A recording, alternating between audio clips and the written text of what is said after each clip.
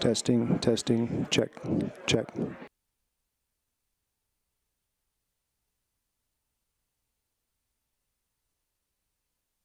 Testing, testing, check 1, 2, testing.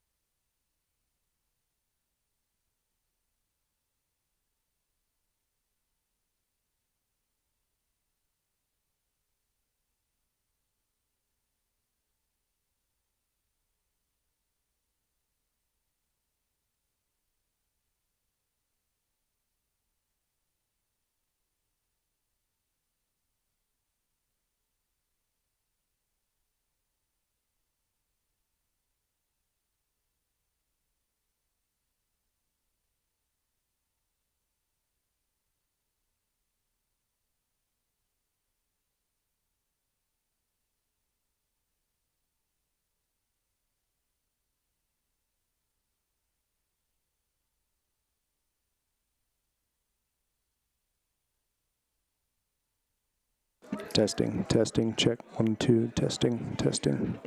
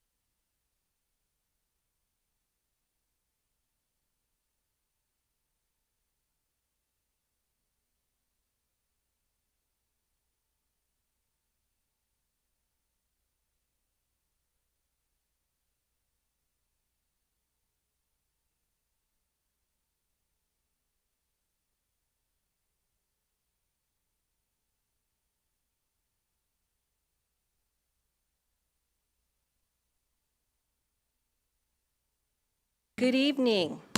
I am calling to order the January 27th, 2026 Fountain City Council meeting. If able, please join us in standing for the Pledge of Allegiance.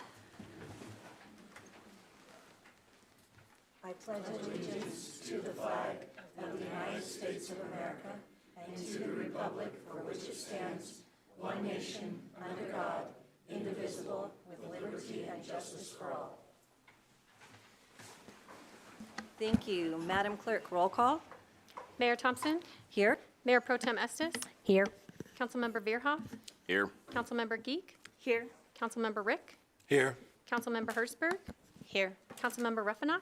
Here. I have 7 members present. All right. So looks like you're that 7 members present. Cameron, can you pass this down? I'm sorry? Okay. All righty. Thank you. All righty. Thank you. All righty. Let's see.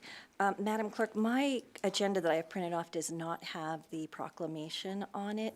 Where is that in the, I have it behind public to be heard. I just have blank for presentations. Okay. Okay, thank you. All right, thank you.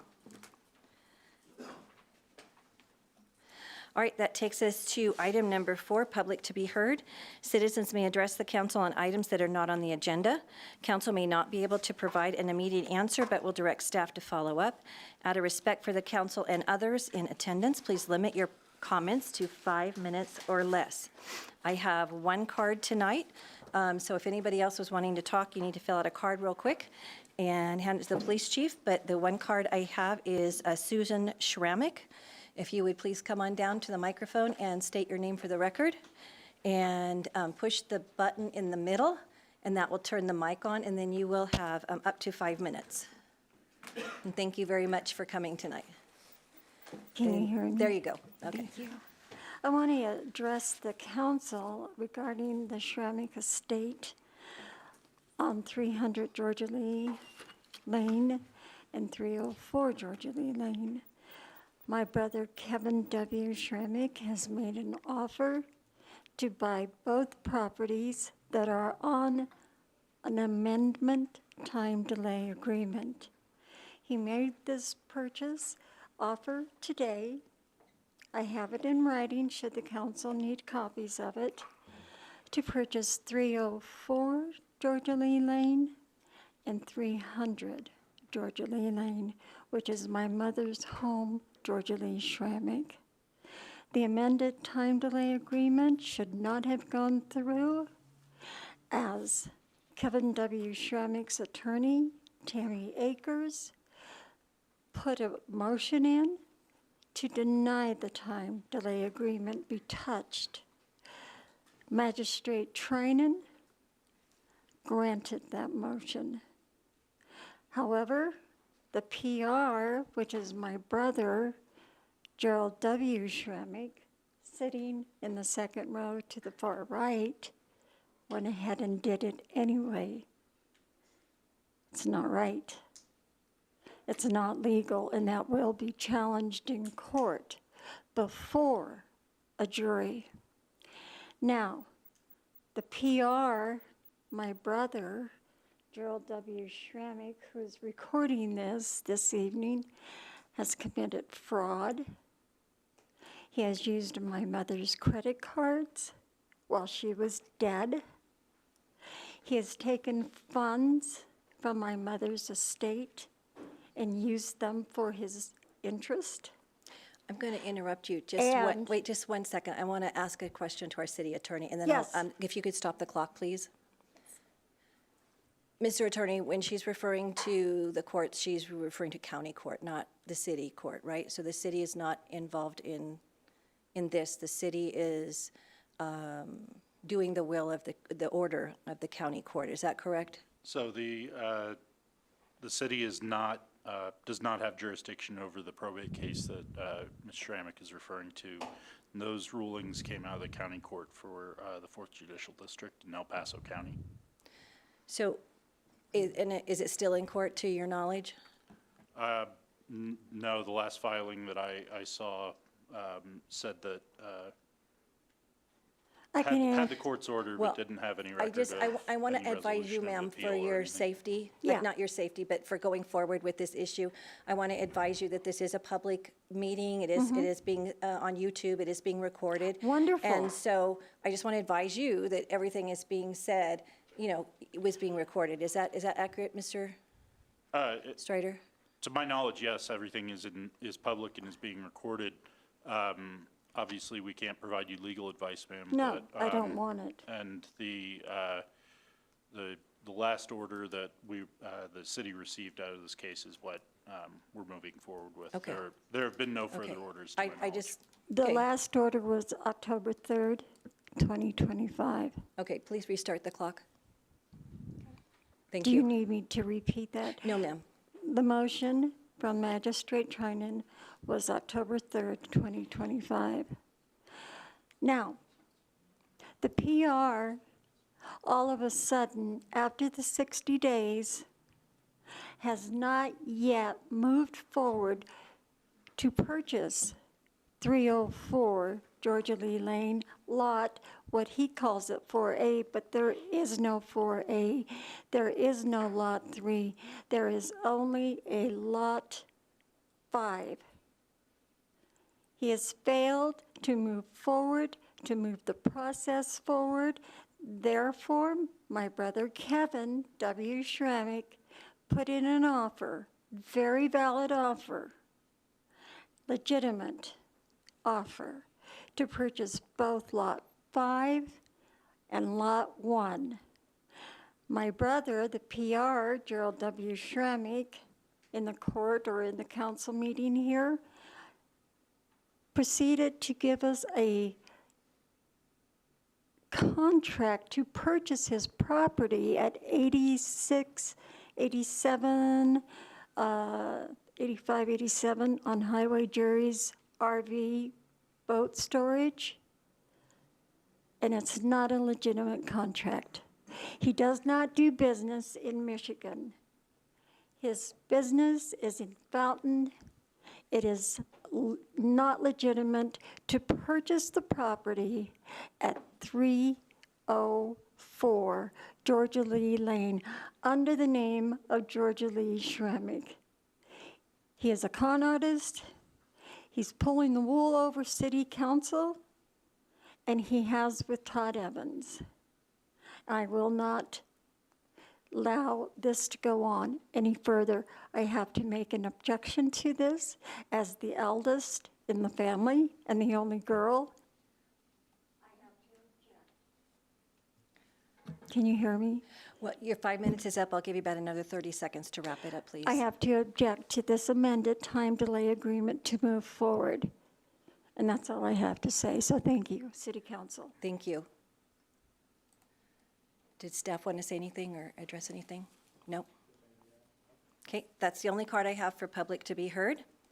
Thank you very much for coming in tonight. That takes us on to item 5.1, presentations, a proclamation recognizing Martin Luther King Jr. Day.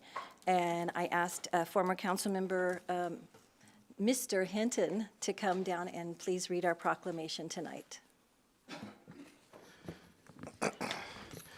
Good evening, Madam Mayor, council members. Thank you, Madam Mayor, for allowing me to read this into a proclamation tonight. A proclamation recognizing Martin Luther King Jr. Day, January 19, 2026.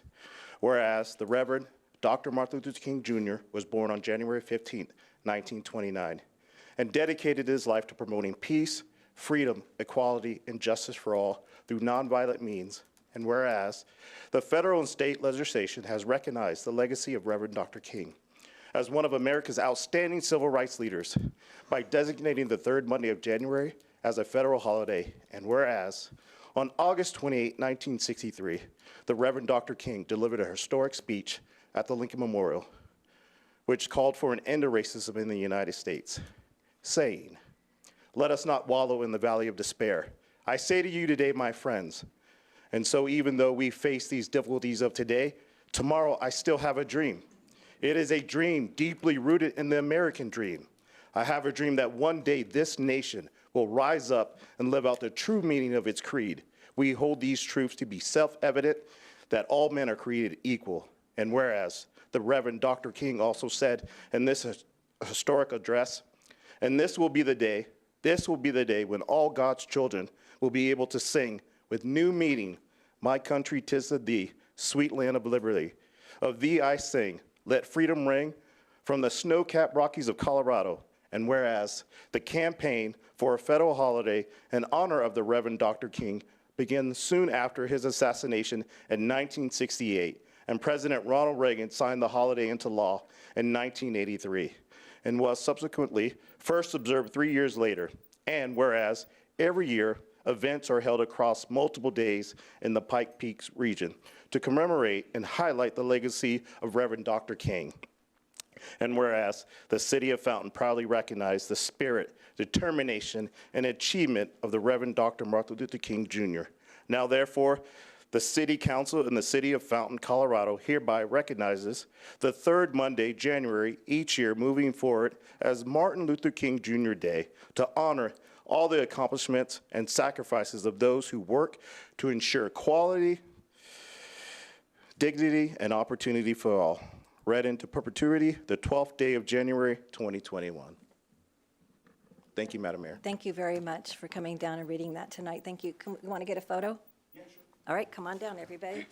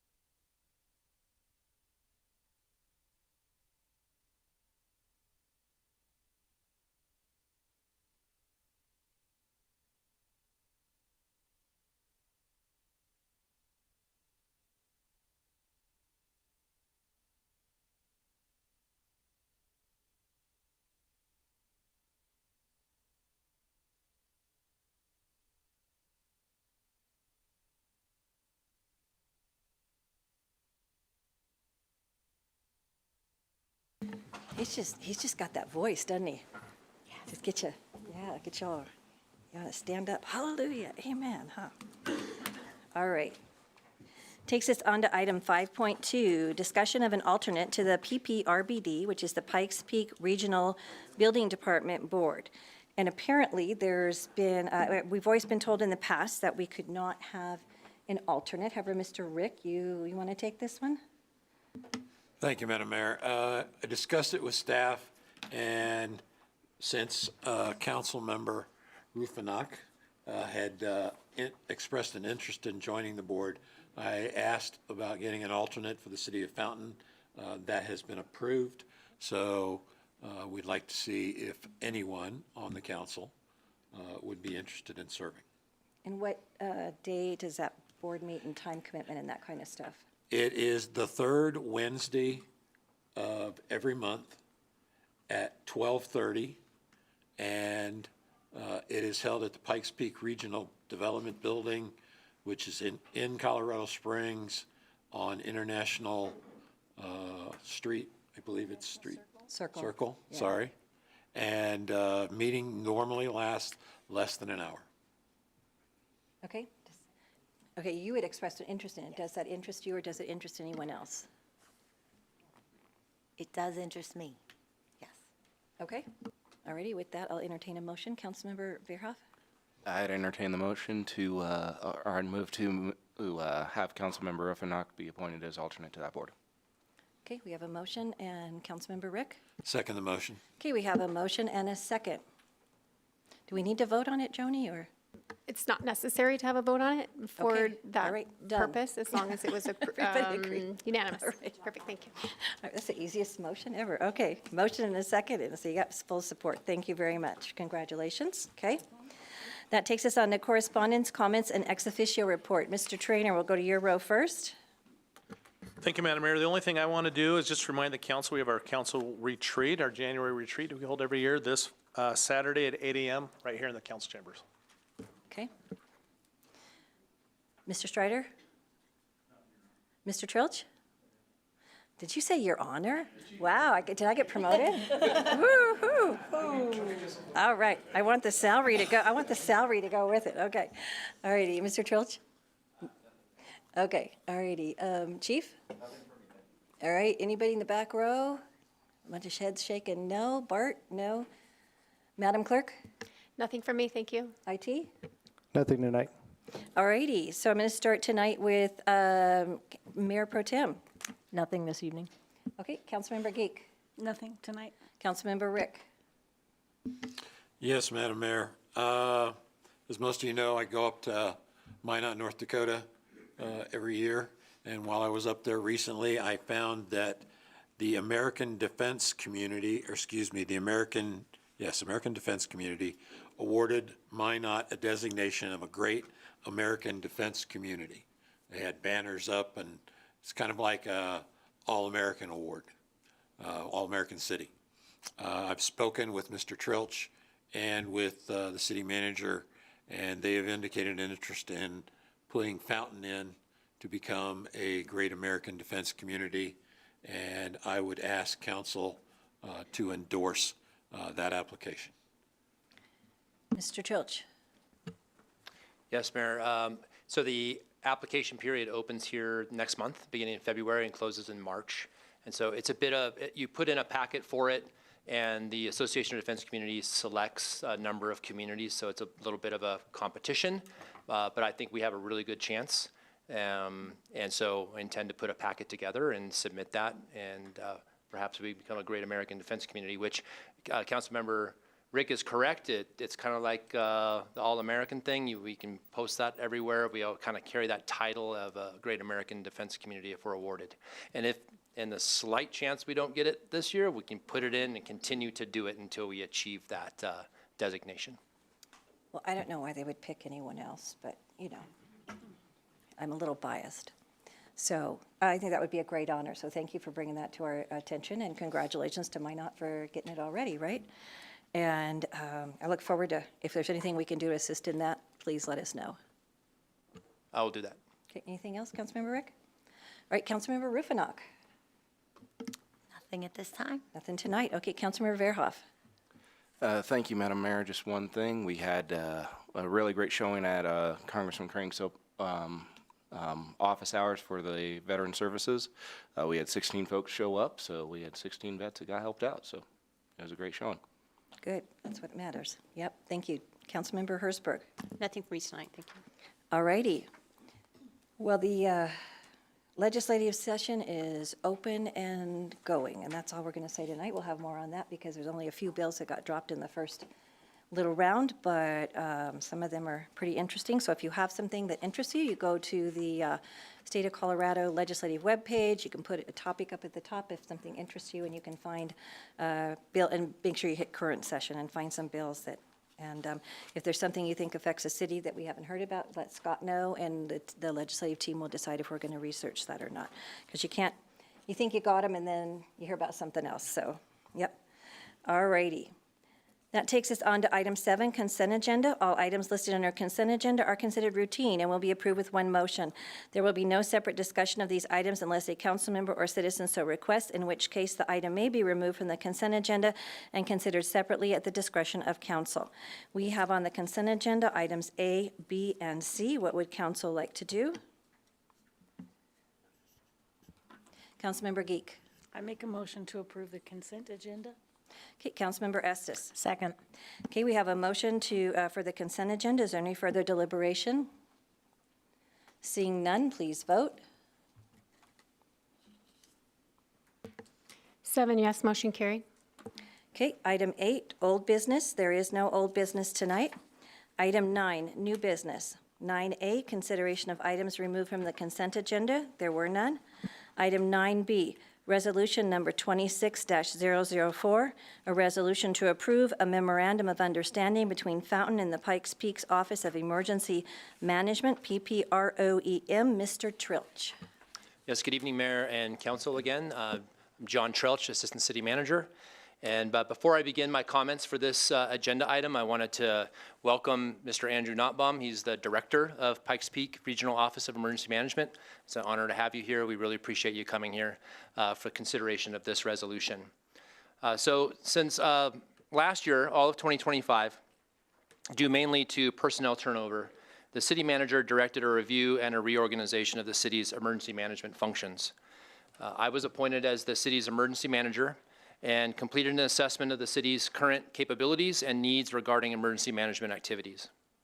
As a result, we took several actions to immediately strengthen the city's Office of Emergency Management and the ability to prepare, prevent, mitigate, respond, and recover from emergency events that require that type of emergency management support. Here's some of the things that we did last year. We reorganized and established an emergency coordination team of dedicated city staff from across all departments who train, exercise, and they stand prepared to support emergency management activities if the need ever arises in the Fountain community. We conducted several training sessions with the help of Pikes Peak Regional Office of Emergency Management, PPROEM, I'll call them that from moving forward here, including policy group training with City Council to better understand roles and responsibilities and key actions to be taken as part of an emergency response in Fountain. We organized and accomplished internal training on physical security preparedness and response to human-caused emergency scenarios such as an active shooter or violent attack with the support of our great police department. We participated as a community partner in PPROEM's update of a regional hazard mitigation plan, which I'll be bringing to council here for adoption early this year once it's fully ready to go. And finally, we worked diligently to ensure we have a strong connection and tie-in with the hands-down experts in emergency management, our friends at Pikes Peak Regional Office of Emergency Management, which brings us to this resolution this evening. As council is aware, city staff has worked over the past year with PPROEM on taking the next step in a strategic partnership to significantly enhance our emergency management program in Fountain with PPROEM's support. So tonight, I present to council a resolution to approve a memorandum of understanding between the City of Fountain and PPROEM that will establish a new framework under which PPROEM and their tremendous capabilities can be utilized to directly support Fountain in improving an all-hazards emergency management program, which will include direct support in planning, training, coordination, and response support. The associated cost of this MOU for 2026 is $74,731.25, which was included and approved by City Council in the 2026 budget. If approved, this new phase in our partnership will go into effect on February 1st. Our goals this year are to leverage PPROEM's support to focus an update to our city emergency operations plan, as well as our continuity of operations plans. We also look forward to some emergency management exercises and additional training and coordination with Fountain's fire and police departments. So pending your questions, council, I recommend that you consider and approve the resolution. Thank you very much. We've always known the need for it, but I think as we've just seen what's gone on in the United States in the last few years, emergency preparedness is just becoming more important and more in-depth. Would you like to come down and say anything for the record? And I don't want to say your name because I know I'm going to mispronounce it. So push the middle button and it'll turn you on. Then, if you could state your name for the record, please. Yeah, Andrew Nottbaum, that's Notbohm, Executive Director for the Pikes Peak Regional Office of Emergency Management. Mayor, Council, it's nice to see many of you again. We participated in emergency management for executive officers recently. Just very excited about this agreement, moving forward with it. What we know about disasters, they don't stick to jurisdictional boundaries.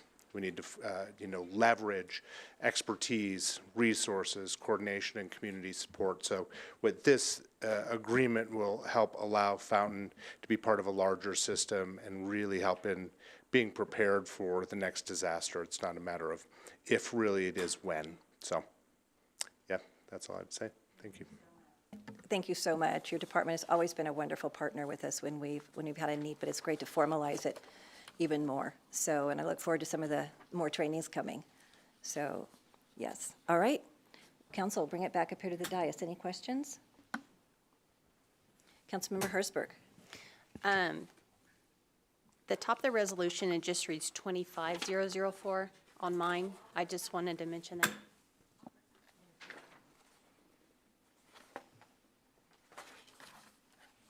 Thank you, because on the agenda it says 26, so thank you very much for catching that. Okay. I'll do it. We all do it this first month of the year, right? As long as we stay in the same century, though, we're good, right? All righty. Okay, is there any questions from anybody in the audience about making this formalized agreement with the Pikes Peak Regional Operations of Emergency Management? I think I said it right, didn't I? All right, anybody? Any questions? All right, seeing none, I'll bring it back up here. What would council like to do with this? Councilmember Verhoff. Thank you, Madam Mayor. I move Resolution 26-004. Okay, and Councilmember Estes. Second. Okay, we have a motion and a second. Any further deliberation up here? And do we need to amend it, Joni, for the correct number, or I did read the correct one in the, I can fix that on a clerical error. okay. Thank you. All righty. Please vote.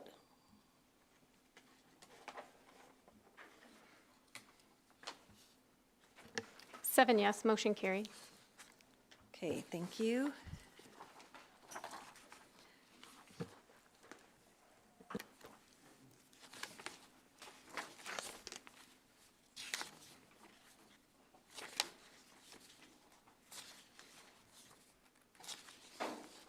All right, that takes us on to item 9C, Resolution 25-005, a resolution adopting the 2026 revised City of Fountain Employee Policies and Procedure Handbook. Mr. Garrett. Good evening, Madam Mayor, City Council. Councilman Rufinock, pleasure to meet you for the first time. Excuse me, I'm going to correct the record real quick. Yes. Resolution 26-005. Thank you very much. It is exceedingly rare that I get to address the council, so when I do, I like to make it as effective as possible. One of the very first tasks that I was given when I joined the City of Fountain as the Human Resources Director was to review and update the employee handbook. That handbook has a significant effect on the conduct and performance of our employees, and so it was with great care and deliberation that I went through that.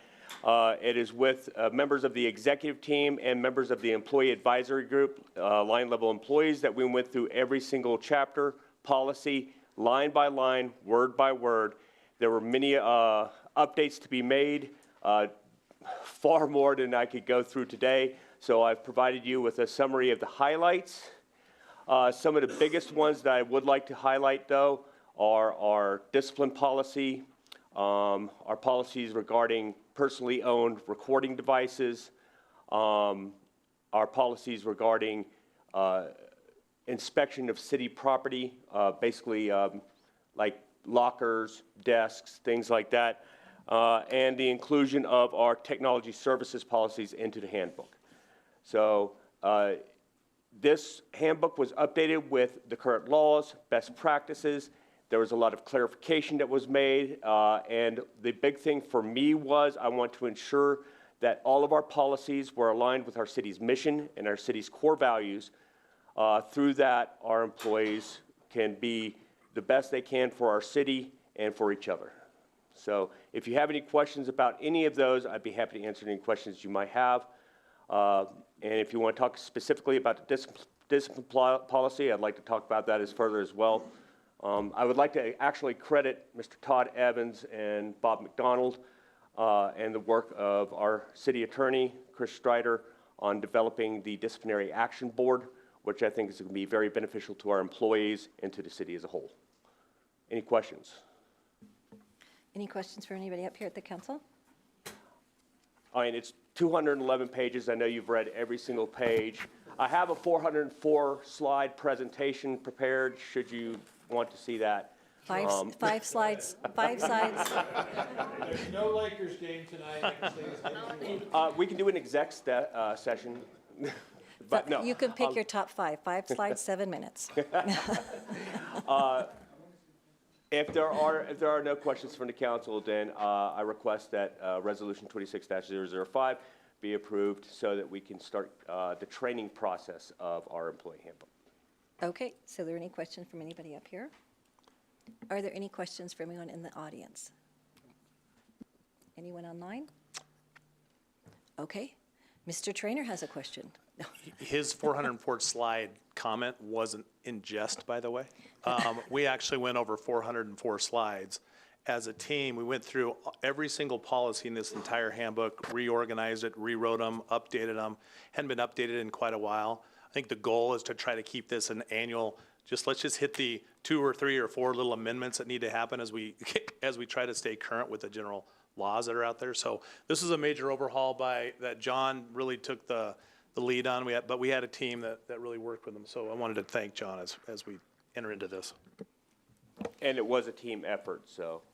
And that's important. It's a handbook that is owned by the employees of the city. Right, right. Yeah, because you can look at it enough times and it's clear to you, and then somebody walks in and hasn't read it before. So I think it's really good the more eyes you have on it. So thank you very much for everybody's time and assistance with that. All right, seeing no questions from anyone, what would council like to do with this? Councilmember Verhoff. I move resolution in 26-005. Councilmember Ruffenach. I second that motion. All right, we have a motion and a second. Any further deliberation? Seeing none, please vote.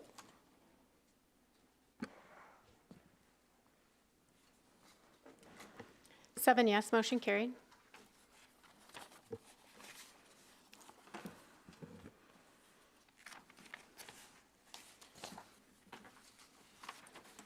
All right, that takes us on to item D, discussion and an update of the Southmore closure to include options for the next 2 steps. So this is a discussion. A discussion. A discussion only. We're going to listen to the opinions on what you have, and then we will be having a discussion tonight, not a decision. Okay. All righty. So I am going to turn it over to Mr. Evans, who thinks he's going to get this done in 15 minutes. There you go. Thank All you, Mayor. right. Thank you, Council. Welcome, everyone.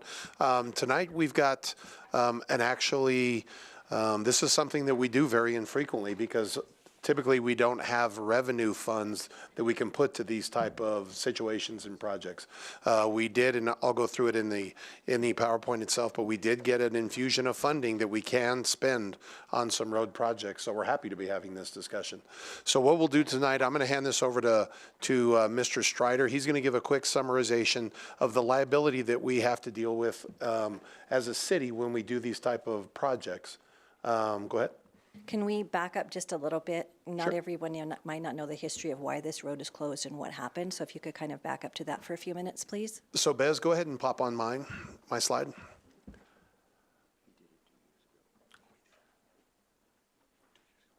So here's kind of our background and where we're at. Once I kind of take care of this, we will then go back to the liability, and then we'll have Bob McDonald, our transportation director, just give us a summary of where Southmore lands on our PQI, which is basically our pavement asphalt management system that ranks our roads in the city based off of their condition. So basically this problem of the Southmore Drive itself, it has a historical issue with the flows coming down Fountain Creek, and they were damaging and causing bank erosion that was actually undercutting the road itself and was threatening Southmore Drive. It closed in April of 2020 due to the bank erosion and the unsafe conditions. Fountain Creek Watershed District really stepped up to the plate, and what they did was they approved and completed a bank restoration project, a $7+ million restoration project. So without that restoration project, we wouldn't be having this discussion again today, and Southmore itself, the drive might be gone at this point. Of that, $600,000 was our city match funding that we put towards this. We didn't use any general fund money for that match. We actually actually used ARPA money for that. And just a reminder for everyone, ARPA money could not be spent on road projects, but because this was a bank erosion water project, it was met the criteria that we could use it for that. So basically, we've got the short-term and long-term project success. One of those things, I've worked in different capacities along Fountain Creek for over 30 years, and I can tell you when creek projects have been done, it's a roll of the dice. The majority of those projects have not been successful through the years. So it will be interesting, and we will be waiting to see if this is a long-term fix for that bank along Fountain Creek. And for those folks that live along Fountain Creek, when we talk about that, they understand that the majority of those projects have not been successful. We hope this is the one that is. So the funding source that I mentioned earlier, in November of 2025, the city received an access permit fee of $768,000 from our South Academy Highlands project. So basically that came from a residential project that's building in the county across from the Walmart and Sam's Club. And the reason we got that access permit fee is because all that traffic will be dumped out onto Venatucci Road, which is the city of Fountain. So that's their impact of what will occur along that roadway. That funding can be spent on any city roadway projects. And I just put some examples up here.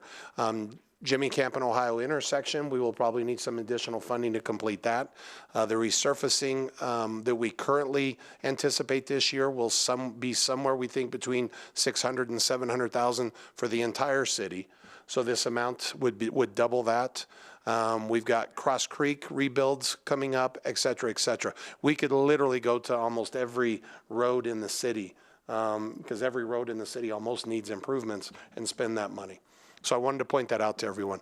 So tonight we're just having a discussion. So that is to open Southmore with a question mark. The long-term bank erosion project maintenance costs, everyone should know that Fountain Creek Watershed District has agreed to maintain their project for 5 years. After that, then it will again be an unknown of who would maintain that project if it isn't 100% successful. We have not committed to any long-term maintenance along or erosion along that bank. The long-term, I just went over that. So the long-term maintenance cost for Southmore, if it opened as is, what that means is the condition of the road, and Bob will go over that here shortly. If we open it as is today, when a road is at such a failure as Southmore is, then what we do know is if we open it in the current condition, we will have to do annual maintenance, which will take more and more money to maintain that road. So those are some of the challenges, and that's the background I hope you were looking for, Mayor. You good with that? Okay. So what we're going to do is I'm going to hand it over to Mr. Strider here real quick. He'll go over a summary of our liability responsibilities as a city, and then Bob will kind of give us where Southmore stands condition-wise compared to the other roadways that we have in the city. So, Mr. Strider. Madam Mayor and Council and members of the public, just a brief kind of overview of how a municipality is protected in Colorado and how it's not. There's something called the Colorado Governmental Immunity Act that bars a city, a municipality, a city council from being sued for what they call matters that could arise in tort. So if you think about Frank Azar and his strong-arm commercials, he gets in a client who gets into a wreck with another person on the road, and that client is injured. And that's a legal action, a lawsuit that arises out of tort. It's an injury. There are damages associated with the injury, and Frank goes out and tries to get those his clients compensated for their injuries and made whole through the damages process. It involves kind of a duty that the other person had, a duty to maintain their course of travel out of the oncoming lane of traffic, a duty to obey all the laws, and a duty of care to other members of the public on the roadway. Similarly, if you go into a house that you've been invited into and that person has a dangerous condition, something that they're aware of, like an exposed electrical wire, and they give you no warning as to it, say it's right next to the faucet on the sink that you in the bathroom where you might wash your hands. You go in, you're electrocuted or shocked as being part of being on the premises. that person had a duty to warn you before you went into the bathroom that there's this dangerous condition, or a duty to repair the condition before having anybody onto their premises. Largely, cities are shielded from those types of lawsuits. However, there are express waivers of that immunity that exists in statute. Those waivers include things like hazardous road conditions where the municipality is aware of the hazardous condition of the road, and they leave it open to the public without any signage or without any attempt to repair the road, and allow the public to travel on the road, basically engaging in this inherently dangerous activity. And the state has determined that that is something where the city, the municipality, whatever government entity is exposed to liability, you can still sue them over that type of thing. So if you are engaging in opening a road that you know is going to be hazardous, whether through bank erosion or the condition of the road itself, and knowing that you don't necessarily have the funds to make the road as safe as it should be prior to opening, that likely would fall as a waiver of governmental immunity under the Colorado Governmental Immunity Act, and expose you to additional liability from anybody who might be injured on that road. Thank you. Any questions on the legal side of things? And we wanted Chris just to do that. We've got several new council members, and just to know, we have to look at that on any public works project that we start or that we get involved with. So thank you, Mr. Strider. Appreciate it. Bob, can you take us through the condition of Southmore? You bet. Good evening, Mayor, City Council. I just wanted to talk for a few minutes in reference to Southmore Drive, just going over what we call PQI, or Pavement Quality Index. So back in 2022, we hired Stantec Engineering to come through and do a comprehensive study of all our infrastructure, all our asphalt infrastructure throughout the city. And it was a very comprehensive, kind of a scientific study where they used LiDAR, falling weight deflectometers. They basically studied what the condition of the roadway was, what the condition of the subgrade of the roadway was, what the makeup of the current asphalt is, and a bunch of other factors that went into what we call a PQI, or Pavement Quality Index. We fared not very well, of course. As you can see, some of the numbers. Since 2022, our numbers are considerably dropping. A couple years ago, I did a brief on what it would take to maintain our current PQI, which was about $3 million, a little over $3 million a year to maintain the current PQI. That was a 34. So a 34.6 in 2024. Our current PQI is 29.4. So you can see as our ratings were in the poor category overall. Some of those, a further breakdown of that, when you go below there on our residentials, are at 18.3, which are a failed condition. It's about 70% of our roadways are residential, so that does really weigh heavily in that overall PQI. You can see our collectors are at a 44.7 and our arterials at a 58.9. So our arterials and collectors are in pretty good shape right now. And that is really due to a factor of, based on the limited funds that we have to make sure that our arterials and our collectors, or our major roadways, are maintained so that we can get emergency traffic. And that is where the majority of our traffic travels on it on a daily basis. The speed limits are higher. The ADT, which is the average daily traffic, is much higher. And so there is a much higher liability for injury and damage to vehicles on a roadway, on a collector and arterial roadway that isn't maintained properly. So with the limited funding that we have, most of it does go to our arterials and our major collectors throughout the city to try to keep them as safe as possible. When you look at Southmore Drive, Southmore is considered a collector. Several years ago, we were able to pave some of Southmore Drive on the south side. So you can see in that little, that clip right there, it shows Southmore Drive from Southmore up to Allegra. in relatively good shape. It's showing right now a 78.7 because we did a mill and overlay on that several years ago, so it's holding pretty well right there. The area of Southmore Drive that we're speaking about tonight, which is basically Purita Drive up north to the city limits, you can see the PQI there is a 1.8. So it doesn't really get much lower than that. I was able to go out about a week ago and take some borings of that roadway just to kind of see what the asphalt makeup was, basically trying to find pricing on what it would take to rehabilitate that roadway.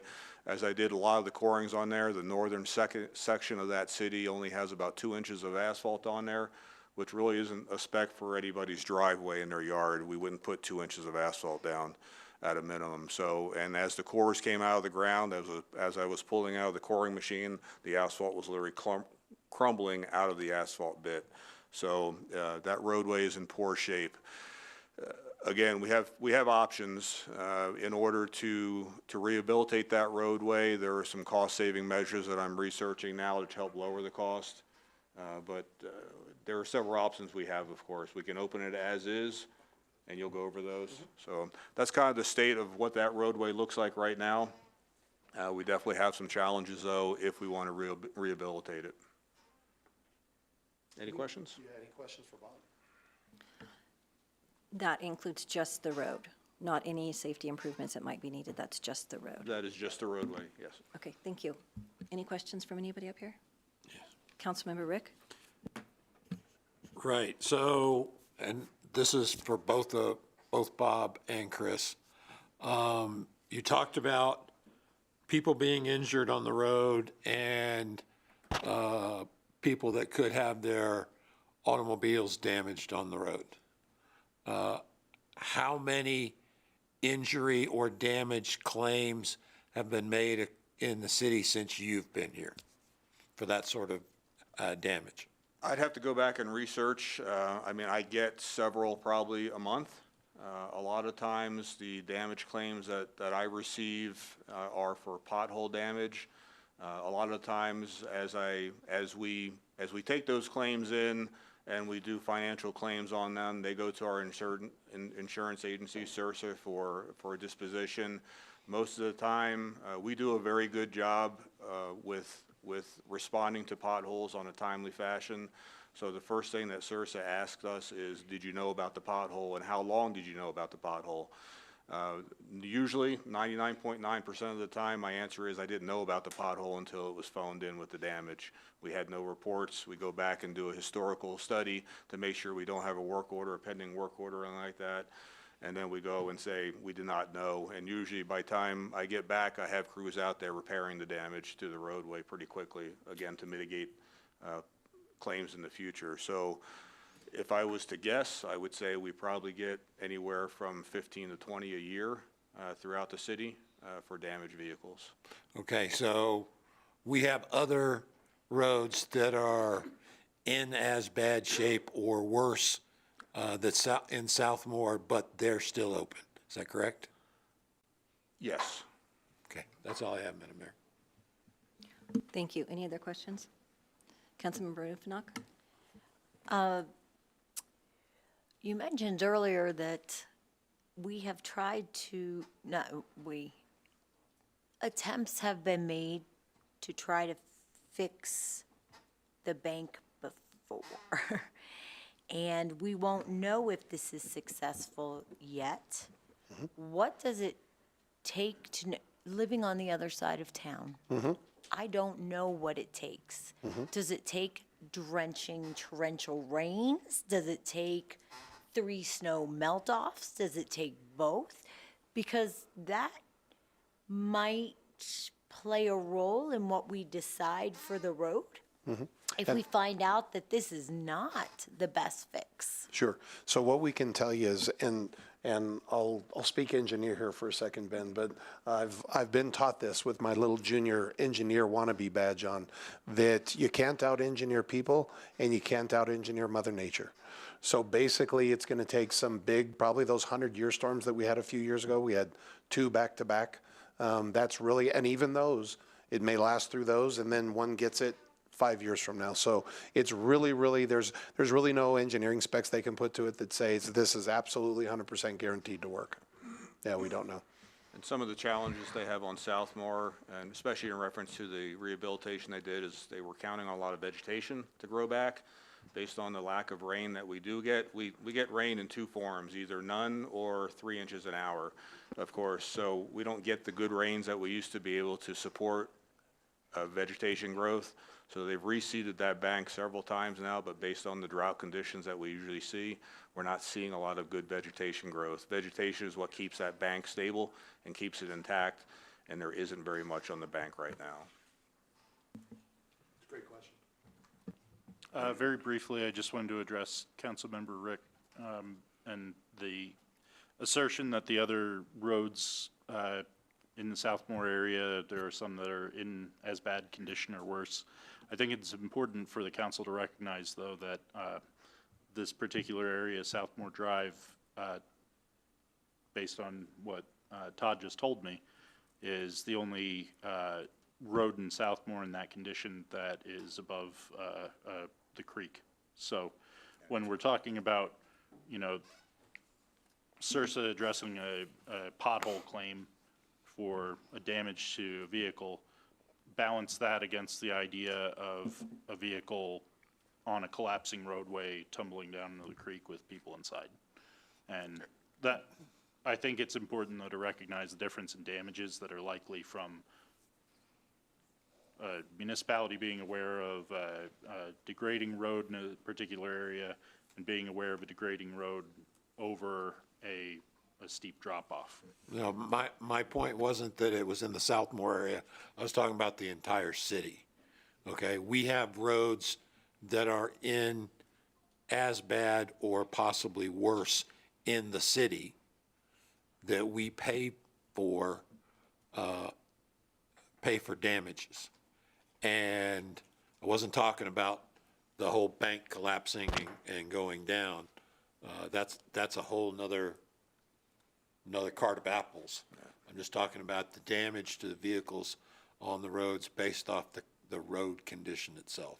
I figure we're going to talk about the bank. I would say the only other thing to recognize is that that is a collector, where the majority of the roadways throughout the city that are in worse shape are residential streets. So the speed limits and the traffic volumes are lower than this would be when if we open it up. Okay. Councilmember Verhoff? Just a clarification, Bob.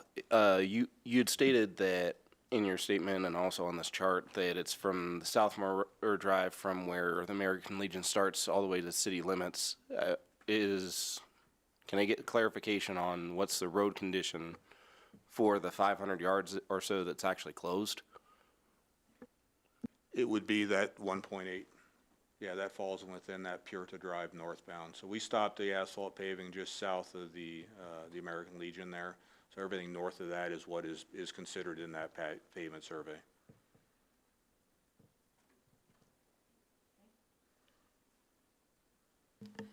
All right. Anybody else? All right. Who's next? I don't know. Okay. We good? Okay. If everyone take a look at the map, this goes to Mr. Verhoff's question of the location that we're talking about. So basically, Southmore, as Bob said, we did some resurfacing, and you could tell the impact that it had on those numbers, going from a 78 all the way down to a 1. So the specific area that we're talking about, just if those aren't aware, this is the American Legion right here along Southmore Drive. So basically, the road is closed just on this side of the American Legion, and you can see some of the barriers here. And so this is some of the area that's in the worst condition as you drive along here, and then it stays just as bad as you approach the Walmart up to the north. And the city limits sign is just north of the Walmart area, up close to the provincial area. Is the roadway that we're talking about that is the 1.8 itself. So as we discuss this tonight, we're talking about opening the road in this closure area and what those options would be. I won't take you through this. This is basically just a full depth mill reclamation in place is what we're going to look at tonight as well. This is all of Ben's engineering figures that comes up with the overall number of 870 to do a full rebuild of this roadway. So the options that we'll discuss tonight is open as is with a guardrail. We do recommend, because of it sitting right along Fountain Creek, that there is a guardrail along Southmore, just in case folks would head towards that creek. We don't want them down into the creek itself. So if you look at option number one, utilize the current concrete barriers, not recommended, safety and liability. That's been discussed, and folks said, could you just open it up and leave the concrete barriers in place? And there's a lot of issues of doing that because concrete barriers don't give whatsoever. So we would not recommend that. Pavement degraded condition will need continual maintenance. I mentioned that earlier. So if we do open up it as is, we can just know and we can understand that there will be high maintenance costs on that roadway if we open up as is. The guardrail with itself is $51,000, and this does include end impact. I'm not going to try to pronounce that. Just end pieces. Thank you, Bob. And the best example I can give you that is if you look at the guardrail that was put along Indiana right next to the bank, and just for the record, the bank paid for that guardrail, city taxpayers did not. But the most important piece to those were those end impacts. So if folks do hit the end, those give way as well. So we wanted to make sure that was mentioned, that those are included. Option two, open with partial improvements, $450,000. So that would be 1,900 linear feet. Full depth reclamation of asphalt, striping, guardrail, so on and so forth. And the best example I can give everyone of that is Old Pueblo Road. We did a full depth reclamation rebuild of Old Pueblo between Indiana and the entrance into Ventana, so to the bridge. And Bob did that. That was the first time that was utilized in the city. And so far, we've been very happy with the results of that. And you can see that cuts the costs pretty much in half or more than half, which would be option number three. Open with full improvements, we'd be looking at $870,000. That includes everything we have talked about earlier, as well as the base course.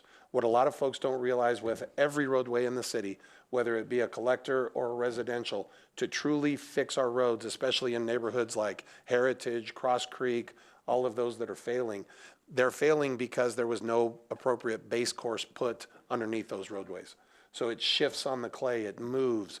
That's why all those roadways, some of them you will drive on are literally, we call them loop-de-loos because that's what they feel like when you drive on those. You'll look at other older areas of the city, like the Alabama areas, some of those older neighborhoods, those roadways themselves, they still need the pavement replaced, but they have good base underneath those. So some of those roadways are in much better condition than some of our neighborhoods that were built in the mid-2000s because that base course was not put underneath those roadways. So when you look at that full improvement, that includes paving from the American Legion north all the way to those city limits. So that would be 3,800 linear feet, where what we are talking about with option two basically takes us from the American Legion all the way up to the entrance into the Walmart. That's the 1,900 linear feet right there. Bob, did you have something to add on that? Just one note in reference to the condition Todd talked about in reference to base. The one good thing is why, although it's still a lot of money, of course, when we talk about around $800,000 to rebuild Southmore Drive, the reason that we can do it for that cost is that it actually does have relevant and pretty good base course underneath of it. If that roadway was built, say like most of the roadways in Cross Creek or Heritage, we would probably triple that cost to be able to rebuild it. So that 870, although it is still a very large number for our budget, it would be triple that if it was built as a lot of the other roadways throughout the city are built. So with that, we're kind of open for questions for the discussion, and we've got Ben Sheets here with us as well, our city engineer. Ben's done a lot of work on these, so Ben, we appreciate it. So we're all here for any questions or discussion.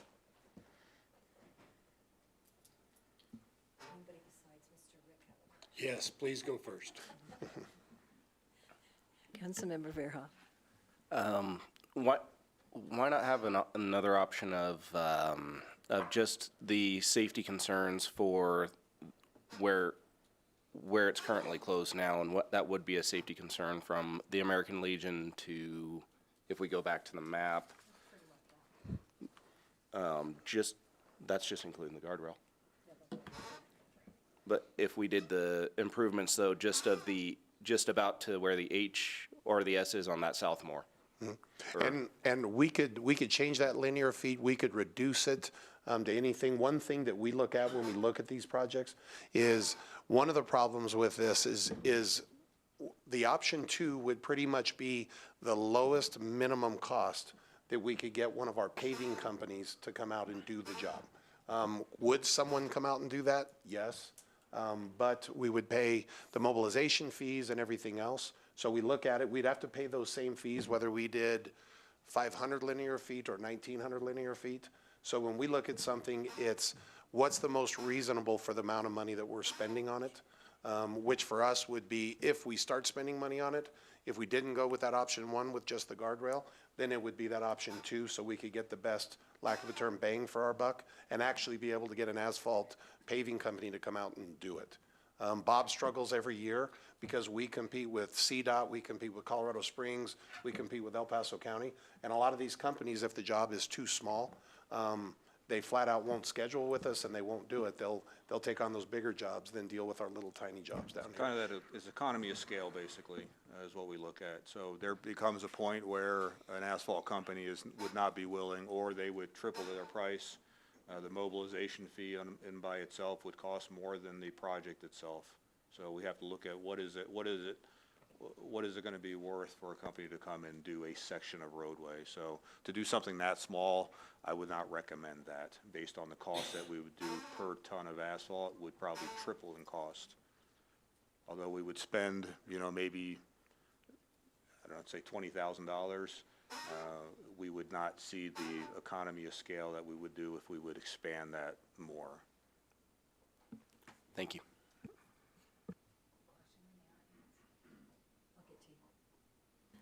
Okay, Councilmember Rick, I have multiple questions. you can have 3, and then we'll see if somebody else has a question. Sure. How's that? 3 All right. sounds fair. All right. So Todd, help us understand why you do not recommend the concrete barriers either on a temporary or permanent basis. Safety and liability. Okay, so I'm going to disagree with you. I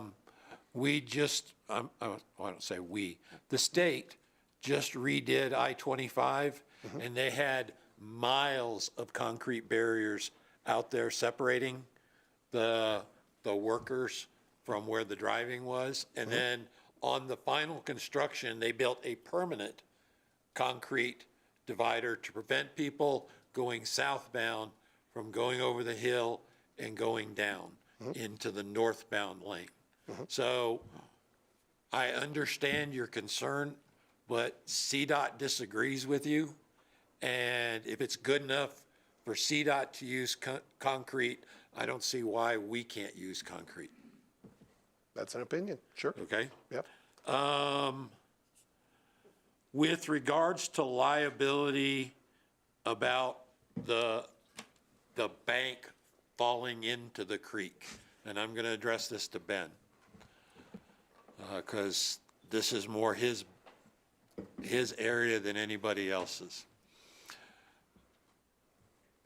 Let's just say we get a torrential rain. What's the chance of that whole bank and the whole road going down? Because as I'm looking at it, I would expect a slow erosion, chunks and pieces, rather than the whole thing goes and we've got vehicles driving down Southmore that all of a sudden are going down a hill. I believe you're right. It would be over time. Okay.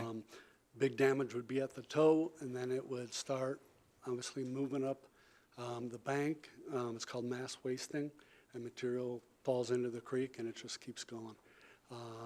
So I would expect it to happen over time. Okay. But as far as what that time is, we just don't know. Thank you, sir. And finally, with regards to the guardrail, thank you, Ben. This city became a home rule city in 1976. It's been 50 years. It's my understanding in those 50 years, we haven't had a guardrail along that portion of the road ever. and nobody drove off, fell over into the creek in those 50 years. So We did have somebody drive over the creek. you did? Yes. Yeah. Okay. Yeah, we had a few cars go over the creek. That were, Okay. some of the neighbors actually rescued them. Luckily, they still were alive when at the bottom of the creek. And Gordon, I want to make sure that we give you a full answer on your last question in terms of liability. Yeah. We were a party to a suit on a fatal accident on Squirrel Creek when we were doing that rebuild project. And, the last time, I don't remember when it was, but the council was sent notices that we were attached to a lawsuit on an accident that occurred on I-25. So keep in mind, our responsibility as a staff is to recommend and do what we believe will keep us out of those situations and the safest that we can. But you as elected officials can make those decisions. We don't. We can just give you what our recommendations are. Okay. That was 3. I'll let somebody else have a I'm bite at counting the up here. apple. Okay. any But I got other- more. That's fine. I just, Give somebody else. Councilmember Hertzberg, you keep reaching for your button and not doing anything. Okay. Well, I'm afraid to ask because it's a crazy question. So just hypothetically, when I look at the peak of this river and where it comes so close to that road, and my Google Maps, what's on the other side of the road away from the bank, is a fence. It looks like maybe a residence or a business with that looks kind of clear. Has there been any conversation about purchasing maybe some of that property to sort of just push the road back and make a new one further from the creek? I know it's crazy and I apologize, but I just had to ask. So let me answer that one. You are more aware than anybody of our budgeting situation. So what I try not to do is go out there and float anything without a funding tool, right? Because what happens is when that gets out to the public, it's, hey, you're buying people's property. Why aren't you fixing my road and heritage? So no, we haven't looked at anything that would be that big of a challenge funding-wise. Okay, so I apologize. I'm not floating anything. I was just looking at it. And when you think about liability claims and how expensive that can be if a car tumbles off the side of a road compared to if you're in a neighborhood that's in bad condition and you pop a tire, that can put us out of budget really quick. And so just for public safety, I was just like, hey, has we talked to anyone about the potential of maybe just making a new road that's not so close to such a dangerous area? So that was just my question, not floating anything out there, just Good my question, but curiosity. yeah, Thank you. good question. We have not. No. Can we give it back to the county? That's a joke, folks. That was a joke, okay? It's an old county road, right? Positives and negatives to that too. I'm assuming the county built the road originally, so. They did. Yeah, Yeah. okay, all righty. All right, anybody else? Councilmember Rufinock. Okay, one more question that may or may not make a difference. Let's say that we invest in this road and we fix this road. Would it make a difference if we do something wildly radical, like limit the number of axles or pounds that are allowed to drive down this road, or do something like, I mean, we keep talking very nicely about how it goes right behind a Walmart. Sure. And how it's an access road, and what if we limit the size of the vehicles and the weight of the vehicles that may drive on this road? It's another great question, and we have discussed that. We adjusted our truck routes a few years ago. This is not on it. But what we could do is put up signs prohibiting that truck traffic. The difficulty is we can put the signs up, but the enforcement side is what is difficult. But we would absolutely look at that and do that in this area. And based on the current PQI of the roadway, it would not make that much of a difference. Normal passenger vehicles don't make that big of an impact on a roadway when we look at ADTs and what affects normal asphalt, but that is also on a normal roadway. When we get to a roadway that's been degraded like this one is, any moisture, which unfortunately we're seeing some moisture now, the potholes that would develop as soon as a vehicle traveled over that frozen way, I would have to dedicate crews to that roadway probably after every event for extended periods of time to try to keep that road drivable. Because as soon as we start putting any traffic on it, it is going to start tearing that asphalt up because it is just sitting there now. Once it's fixed? No, not once it's Oh, fixed. no, I I'm was sorry. suggesting once it's fixed. once it's Could we fixed, keep yeah. it a little nicer if we limit? We could definitely do that. drives The on only it? place we would have an issue with is up by Walmart because it is an access route for Walmart truck traffic. They come in that back way along that roadway. No, you can wait till we call for public, okay? All right, because everybody will start it then, okay. You'll get, All right, not trying to be rude, just hang on to the thought. Write it down and hang on to it. I have to write it down. Okay, all right, anybody else? I know you still got more. All right, anybody else? All right, Councilmember, 3 more. 2. Okay, even better. I'm interested in obviously getting this road open as quickly as we can. If we do the bare minimum of getting the guardrail, that's about a 6 to 12 month process to bid it out, have a contractor come in and put it up. Would it take us to the bank 2 months, 3 months, something like that? Yeah, it'll be a couple months to a few months. Okay. Can we take those concrete barriers and put them up as a temporary measure until we can get a contractor in here to open it up, to get a guardrail up so we can open it? Could we do that? Yes. Okay. And that typically is what CDOT will do, is use those concrete barriers as temporary on their construction areas. But yes, we could. Okay. yes, we could with a caveat. We can't just put concrete barriers up along the roadway without still putting proper end treatments on it. If we put those concrete barriers and somebody runs in the end of them, it would be giant liability for the city. So we still have to make it safe. So there are end treatments that are available. So I would still have to go out, research what end treatments we would have to put on those treatments, just like CDOT does on I-25. So that would still be a few month process. So we would not save any time by we wouldn't save any time in reference to the time it would take to put guardrail compared to the concrete barriers. Okay. And just for the folks here, end treatments for those would be like the barrels and the different Those things? sand barrels, they have sand barrel treatments, they have water barrel treatments. We would probably go with sand, but again, I would have to purchase those, I would have to get them in, put them in place, and that would take a few months. Okay, final question. Irregardless of what we decide to do with the three options, what do you need from us to go forward? Do we just need to make a motion? Do we need a resolution? What do you need from us? Just a consensus direction. Okay. Yeah. We're not even ready there yet because we haven't had a chance for the citizens Oh, who are absolutely. waiting patiently. Okay.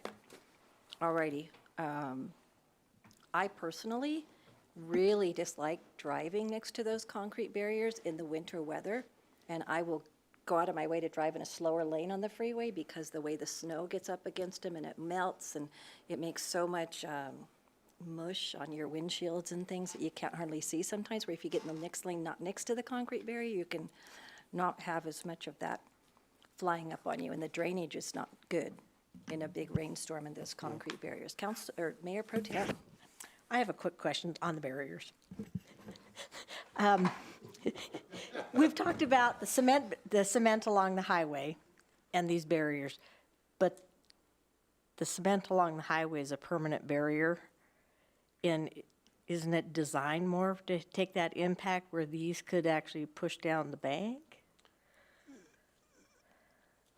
Yes and no. The concrete barriers that you see are poured in, so they're poured in place barriers, the final barriers that are put in place. The concrete barriers that we have in the yard are actually from I-25. So I had those concrete barriers donated. They are CDOT specified concrete barriers, and you'll see if you look at one of those concrete barriers, they have a taper at the bottom of them, and that taper at the bottom is that if somebody runs into them, pushes them back into traffic instead of it being a straight wall. So they are designed to deflect cars off of them. In reference to being able to be pushed off into a bank, it would take a pretty substantial impact to go through one and push it down the bank. They weigh about 4,000 pounds apiece.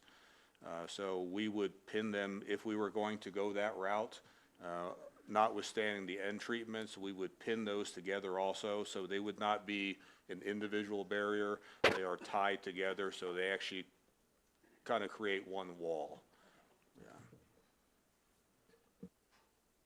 Okay, can I see a show of hands for how many people actually want to come up and speak to this tonight? 1, 2, 3, 4. Okay, that's 4. I want to bring it back up here and ask council, we normally give 5 minutes per person. That's 20 to 25 minutes for people. Do you want to keep the 5-minute time, or do you want to shorten it?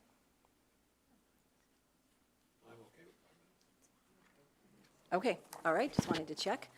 All righty, if you could, the first speaker that comes up, if the next speaker could please line up at the back of the room so that we can kind of, as soon as they're starting to sit down, we can have you come up so everybody doesn't sit there for a minute or two and look at each other. So whoever wants to come up first, please come up and state your name for the record, push the center mic and start, and then the next, whoever wants to go after them, please line up at the back of the room, and we'll just make it, and then we'll keep rotating like that, so go, okay. If we need to draw numbers, we can draw numbers. The clerk is here. She can take care of an election, so. All right. And like I said, state your name for the record, please. Scott Schultz, SCHULTZ. As a follow-up to your weight limit signage and all, I've lived on Puerta for almost 30 years now. For reference, for what it's worth, for information purposes, in that 30 years, I don't know that I've ever seen a semi, help me out if I'm wrong. Nope. I don't know that I've ever seen a truck of that size go down that section of the road. They do come in from the north, off of 85, 87 from the north to get into Walmart. But as far as coming down, you know, I've got the occasional semi coming down Puerta, but they turn the corner and go into the city yard that's right there on the corner of Southmore and Puerta. But as far as right down the road, you know, right down the closed area, no, I've never seen one. That's all you wanted to say? Because you only get one bite at the apple. All right. Okay, next, please. And Yellow Nope, we Wisniewski. don't allow seating your minutes. Sorry, but I'm on to that one. Okay. Good, ma'am, I'm sorry. Are we ready? Yes, state your name, Okay. please. And Yellow Wisniewski. I live with Scott on Puerta. He's been there since 1997. I've been his partner since 2001. What that blockage has done is caused all kinds of traffic down our street to get to like American Legion and the other streets over there because they can't use Southmore to get to their homes. As far as the other traffic, it wasn't that bad. I've walked my dogs there for 14 years. And I am out there all the time, and I just don't see the traffic that they're talking about. And my biggest concern when I was walking the dogs was looking at those businesses and those houses on Southmore that are literally on the overhang. So I think they are in more danger than any traffic that's coming down that road. Okay. Thank you very much. Next. How you doing? My name's Gerald Witten. I live on Southmore. I've been there for 15 years now, and I was there when the car fell off the road. It was due to human error. I haven't seen anybody that really wants the road closed. I don't know what it would cost just to put an overlay on the road, and that's beyond my business, but I would like to see the road open due to the fact that easy access to all the businesses on the backside of Southmore, because right now we don't have access. I mean, if I want to go to Walmart, out to 85, 87, fight the traffic. Thank God CDOT put out a light for us to get out on. Just, I'd like to see the road open. All right, thank you. Real simple. Thank you.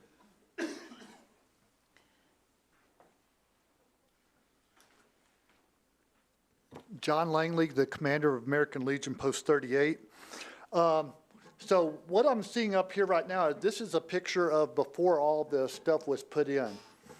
The city did not deem it necessary at the time that it had the drop-off right there to put in a guardrail at the point of time.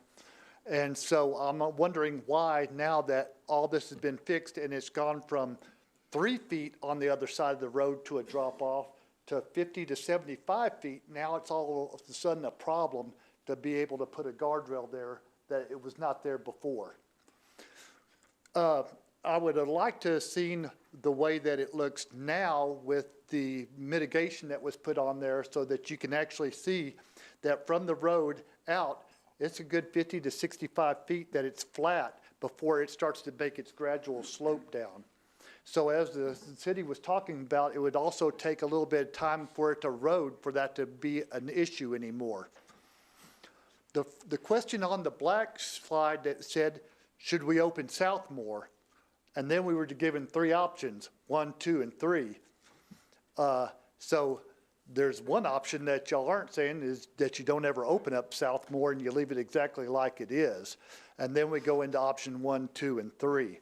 That would be detrimental. It's been detrimental to our organization because we no longer have that same route that comes in there. People come looking for the American Legion and they get on Waze or something and it says go down the north side of that way, come in there, and then they get there and then it's blocked off.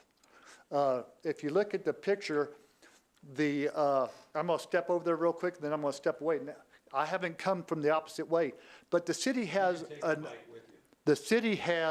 a requirement to keep the roads passable for all the patrons that are on there already. So we have people that are having to travel all the way down to here to come down here to get to their house over here. You have all the business that comes up from the American Legion.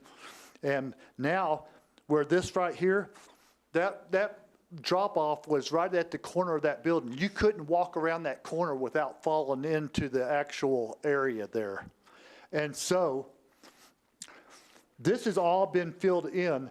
You have 75 feet or so, I would say, that is flat all the way down that way, and then you start the gradual drop down before everything happens.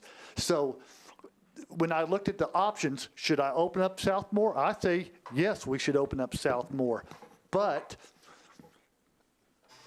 then we see the 3 different options. It wasn't a problem before. Why do we have to have it now just to get the road open? So the question, or the answer I've got, sir, is once we, as Mr. Strider talked about, once we do a project, we have to make sure it's the safest we can. So could we open it up as is with no barriers? We could. Could we use the concrete barriers we talked about? We could. So the minimum that we can recommend is to make sure we put in any safety improvements that we can. So that would be the minimal, would be that guardrail. Could someone go off there tomorrow? They could. Could someone go off through a guardrail? They could. But as I said before, we can't out-engineer people, and we can't out-engineer Mother Nature. So people are asking us to predict the future, and we can't. So what we've put forward is basically 3 options. We wouldn't recommend just opening up with no safety improvements. Council they have the ability to do that as elected officials, but as staff, we have to make sure that we recommend as safe a project as we possibly can. Well, I'm fine with the guardrail being put up there too. So that's not an issue, but the original question on the black slide was, do we open Southmore with a question mark? So I was here to just make sure that, or try to make sure that Southmore gets opened up. Sure. Because that now increases the amount of traffic that I can get in there, be able to come from the north or the south. Sure. And I imagine the people that live to the south would be a lot more happy that the traffic has slowed down a little bit because the people can now go toward the north instead of driving down where it's really residential and it's really impacted there. The road being fixed, that would be great too, but the rest of the road needs it too because it's a city road that needs to be fixed. And so we're huge American Legion supporters. Yes, sir. So we want to help you any way we can. Yeah. And I think it would even make it easier for the city maintenance crews that go in and out. Instead of having to turn in there at the house, well, y'all can come from 85, 87, come the back way into your area right there. But having that extra access there would be easier for y'all too, I think. So I think it's a win-win to open it up. I hope y'all do that. And then That's all I can say. Thank you. Thank you very much. Mr. Arce, come on down.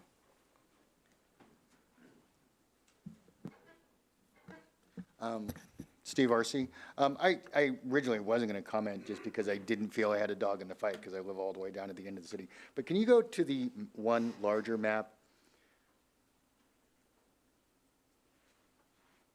There you go. So, and I bring this up solely because safety keeps getting brought back up. And one of the things that I consistently advocate, because this has happened multiple times in the past in our community, because when Southmore was open, I can count on 4 occasions that I lived here that due to extensive accidents that were going on 85, 87, I took Southmore to get home because that bypass needed to be there.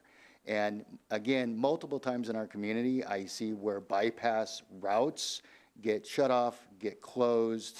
Sometimes it's us that does it, sometimes it's CDOT that does it, sometimes it's the railway that does it, et cetera. But I think if we're going to focus on safety, and if that's something that's going to be consistently brought up, that needs to be in the mix when we look at should we open it or not, because that was a bypass. That was a bypass to avoid when there was significant accidents. And like I said, just in the brief 15 years I was here, while it was open, there was at least 4 incidents I remember hitting 85, 87 and being like, well, I can't get through. I can't get to the other side of the railroad tracks. And that was my bypass to get home. So I think that needs to be considered. Okay, anyone else in the audience that have any comments tonight? I appreciate all of you coming down here tonight. Thank you very much. Anybody online? No, ma'am. Okay, 3, 2, 1. Okay, I'm going to bring it back up here to the dais. I know when I walked that area recently, I would say the comments that I had from people were about 50-50 when they wanted that street open. Some people wanted it open because, like the people on Puerta, you had extra traffic on your road. But the people who lived on Southmore were kind of really split because they were tired of the cars racing down there at 45, 55 miles an hour or faster. And they were really concerned about the amount of speed that people were using driving through that community, and very consistently. I think we've heard a couple of our chiefs say over the years, you can't ticket people out of behavior, right? And so I think that's a very fair expression. Concern of people who live in that area is the speed, and people drive even worse nowadays, than when that was open. So I don't have any, I'm just saying, I just thought it was very fascinating. I think it fell about 50-50. They wanted their roads fixed, but as far as opening that, it was pretty much 50-50. And people were very passionate about either side of it. The one remark I did hear was their frustration. I heard this one several times with the new signal that we got CDOT to pay for, so that didn't cost us anything, was the timing on the weekends. They felt like on the weekends when there was less traffic trying to get out, especially in the mornings when you're trying to get out to your coffee and donut, the signal coming out was excessively long. So I don't know if that's something that can be addressed with CDOT, if they can do different timing on the weekends or relook at that. I think that would be appreciated. And and another reason that was in that intersection is because of the very bad accidents we had there. Very bad accidents, and some people, pretty severely hurt. And so I was very happy when CDOT agreed to come to the table with that signal, and which will stay there, irregardless of what the decision is tonight. So Councilmember Rick, I'm going to come to you last, because I think we all pretty much.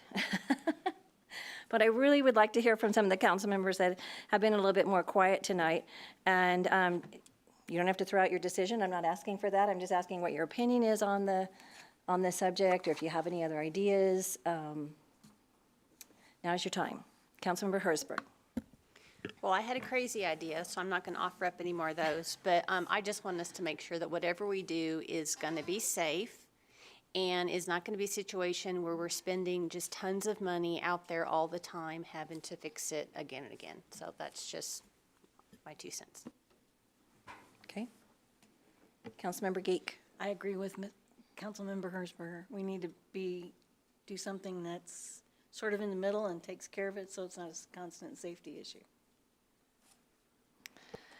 I have a question. If the road were open and we did spend the money to upgrade it, or fix it, whatever, that road insured if it does ever fall in the creek or become unstable again, or are we just out all that money? Yeah, unfortunately, I mean, if we had a storm that came through and that bank did not hold up, again, I think, like Ben talked about, we would probably see a little warning, but at the end of the day, you can't stop Mother Nature. You know, our fear, of course, was especially the neighbor that does live right across from that improvement. We had looked at, you know, can we just push that road over 10, 12 feet based on the right-of-way that we do own? But sooner or later, if we would have just done that without the improvements of the bank, we would have still lost it sooner or later. So that bank, based on the video it had, that roadway, when we closed it, was undercut. The bank actually undercut the roadway about 4 or 5 feet. So that's why the decision was made right then. It was absolutely a safety hazard at that point. We had to close it. Could it happen in the future? Absolutely. Right, but that wasn't my question. My question was if we spend all the money, Right. and then say 2 years from now, the bank fails, so we have to close the road. And we're just out of luck, right? Yes. Just out of luck. And Unless there's like some big countywide disaster declaration or something, right? And I want to make sure and clarify, we're in no way, shape, or form saying that we think one storm is going to take that whole bank No, out. no, We never say, but we've been used to all along the creek bed, just the slow degradation of all of the, sadly, the young lady mentioned that all those properties are on there. And I've been out there and stood on Tamara and I, Ms. Estes, we were at a shop that someone had just built that the next year was down into the creek. So it's the slow degradation, not an immediate impact. We don't think it's going to happen Right. immediately. And we have no control over what our neighbors up the north on that river do, and it does affect the downflow. And I think that's why we've seen some changes is some of the uncontrolled stormwater that's coming down there from people doing different projects over the years.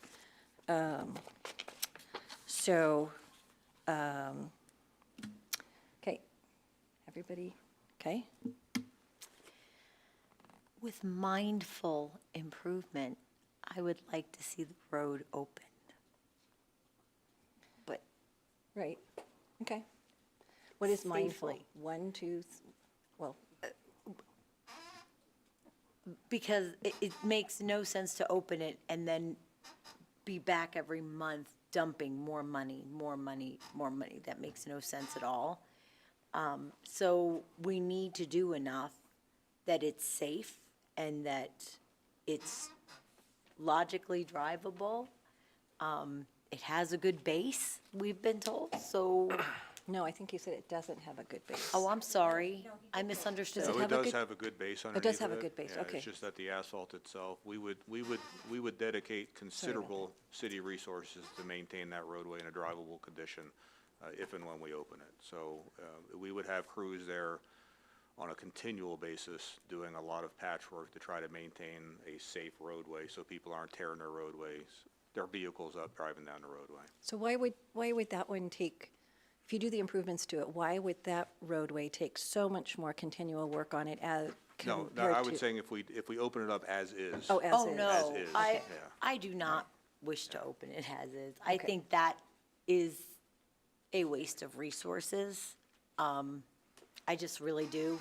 I would much rather be mindful, and I'm not sure if the second choice or the third choice is the best choice, although part of me feels like if you're going to do it correctly, do it once and move on, but Right. No, that's a yeah. huge investment, so, Remember, he said we got 768,000. yes, and that's a little over. more. That's over, it, yeah. So, Okay. yeah. All right, Mr. Verhoff. Thank you, Madam Mayor. I'm a bit of a hybrid on this one, so I would be in favor of option one, just to simply to see if a couple of years down the road if the bank does hold up, and if everything's holding up fine, we look at maybe at that point, maybe PPRTA is passed in our town, and we have more money for road funding there, and we can use those funds for it. I think there's a couple of different options that we could look at where we do option one for now, see how the bank holds up, and 2-3 years down the road, let's look at repaving that road at a later point. Okay, if we did, just to expand on your question a little bit, your comment. If we did option one, and you said you'd be out there all the time, would you be pretty quickly up to $200,000 in repairs in it? It would take some time. I mean, it's more of a resource issue. Money-wise, it doesn't take a lot to do for us to send a crew out and do just say a 12 by 12 patch. There's some time, so it would take a considerable amount of time to spend $200,000 on road repairs on there. So that would take years to do. The issue that I would have, or the concern I would have, of course, is we're talking about one roadway. When I bring up the PQI of the overall city and how our city is falling apart, and we have roadways in worse shape, as I spread and I thin out the limited crews and the resources that I have, less and less gets done throughout the city. So there are always consequences to every decision we make. So as I have to dedicate more resources to this roadway, I dedicate less resources to all the other complaints and the work orders that are stacked up in the city. So it raises concerns for me because I'm the one that has to field all the phone calls on when you're going to fix my roadway, and there's limited fundings, but it's just I just see overall, and again, I get it. I'd love to have that roadway open too, just so we have easier access coming in. Right now, when we put the median out on 85, or when CDOT put the median 85, 87, I can't do left turns out anymore on 85, so all my heavy trucks have to come in now through the neighborhood because I can't get in that anyway. So it is more of a challenge, and we are now putting more stress on our own roadways by having to come up that way. So there's a lot of questions to be answered. I look at it. I'm not looking at it just on Southmore. I have to look at it, that 50,000-foot view. I'm looking at the entire city and the overall infrastructure and the condition of it. That we are losing our infrastructure in this city very quickly. And the longer we wait to fix this roadway, the longer we wait to put guardrail in. The next year when we go, okay, now we have the money, it's going to be 30% more. And then the next year, it's going to be 20% more. So what we could have done for $50,000 this year, next year will be $58,000. And then it'll be $65,000. And at some point, once water keeps infiltrating the asphalt on Southmore Drive, now the base will not be usable anymore. And so now instead of doing a full depth mill, now I've got to dig mill out. So the cost goes from $870 to $1.6 million. It goes very quickly. Okay, Councilmember Geek and then Councilmember Hertzberg. Do you have timeframes for 1, 2, and 3? How long would it take to do 1? How long would it take to do 2? I would say 1 we could probably do in a couple months because all we would be doing is installing the guardrail, whether it's concrete with end treatments or the full width guardrail. So I would say probably maybe 2 or 3 months max to get that done. Partial improvements, it would be next summer sometime because I would have to put it out to bid, of course, for that process to go, and I would include that in my normal resurfacing bid. So we would go through that entire process and hopefully maybe save a little bit of money by, again, trying to do and work that economy of scale as much as possible and do as much asphalt work throughout the city, including this project, in that project list. So we're looking to end the summer for option 2 or 3. Councilmember Hertzberg and then City Manager Trainer. Okay, I just wanted to ask about the ARPA funds. Do we have a time limit on when we need to use those? Because we have a little bit of money, actually, all the money we need for option 2, right? But ARPA cannot be spent on this because this is a road project. It had to be spent on the water project. I misunderstood that. All right. Access fee funds Yeah. from the. Yeah, the access permit, which we don't have a timeline on that, Ms. All right, Hertzberg. so we can't use ARPA for this at all? No. Okay. We should be out of ARPA, shouldn't we? Just Okay. Mr. And when Trainer? you say next I'm summer, sorry. do you mean this summer, 2026. 26 or 27? For the resurfacing? Yeah. I could probably get it, if we work quick, I'm kind of under a timeline again. I've been waiting on these type of decisions to be made before I go out to bid for my resurfacing, because of course, based on how we spend this money is going to change my resurfacing program for this year, because normal for the moving fountain forward, I get an average of $650,000 a year.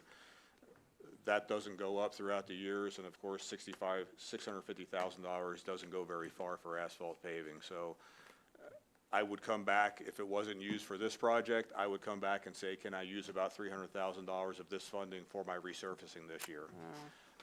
So I'm on hold. But if we wanted to go with this year, I would put it in my bid and we'd try to get it done by the end of this summer. This It would summer, be okay. in the 2026 paving season, is what I would shoot for. All right, thank you.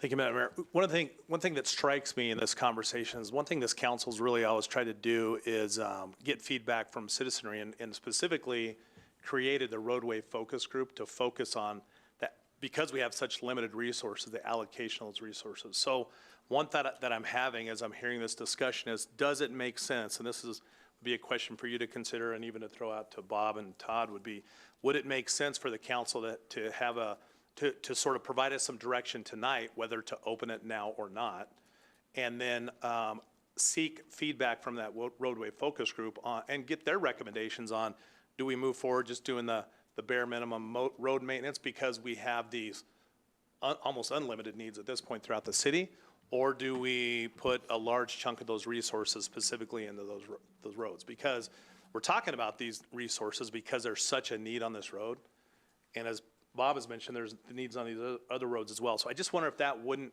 be helpful for the council to get that, to have that group sort of take a deep dive or not. So I just wanted to throw out there food for thought. Councilmember Estes and then Councilmember Verhoff. I'm going to be Councilmember Rick, and I have a couple of questions. First one, if we chose 2 or 3, could we still, are you going to open now, or are we waiting until those are done? Whatever you'd like to do. Okay. Whatever you would like to do is what I will do. All right, so then let's look at this money from the access permit fee. Actually, from my experience, that 1,900 linear feet for that price seems pretty reasonable, considered. Say we use this money in Heritage or Cross Creek, how much road are you actually going to fix with that? Very little. Yeah, So we're getting some pretty good bang for the buck for, absolutely. yeah, so.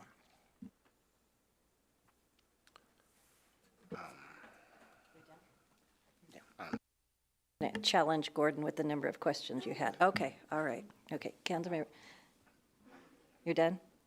Okay. Councilmember Hertzberg? I'm sorry, can I just clarify? I meant the fee. Yeah. I didn't mean ARPA. We do have $768,000 we could use towards this project, just for clarity, because I confused everyone with my question. Yes. Okay, Right. thank you. I apologize. Councilmember Madam Mayor. Verhoff? I apologize. I was going to say, this is definitely a need to repair this road. But the one thing that I would kind of like to see before we make a decision on doing something like this, I would like to see more or less a condition of the rest of the roads as well, to see where that money might be better utilized, or if this is the absolute best place to put those dollars. Sure. So what I did was, because to go through every road in the city is going to be a while, so I printed out basically the PQI for this road and any road that's worse. And just so we know, these aren't complete roadways, these are sections of road. But we have 34 sections of road that are worse condition than this, that go all the way down. We've got about, out of those 34, 30 of them have a PQI of 0. So that just gives you a general idea. We could spend this money multiple areas in the city, but we've got 34 roads that have a lower PQI than this one.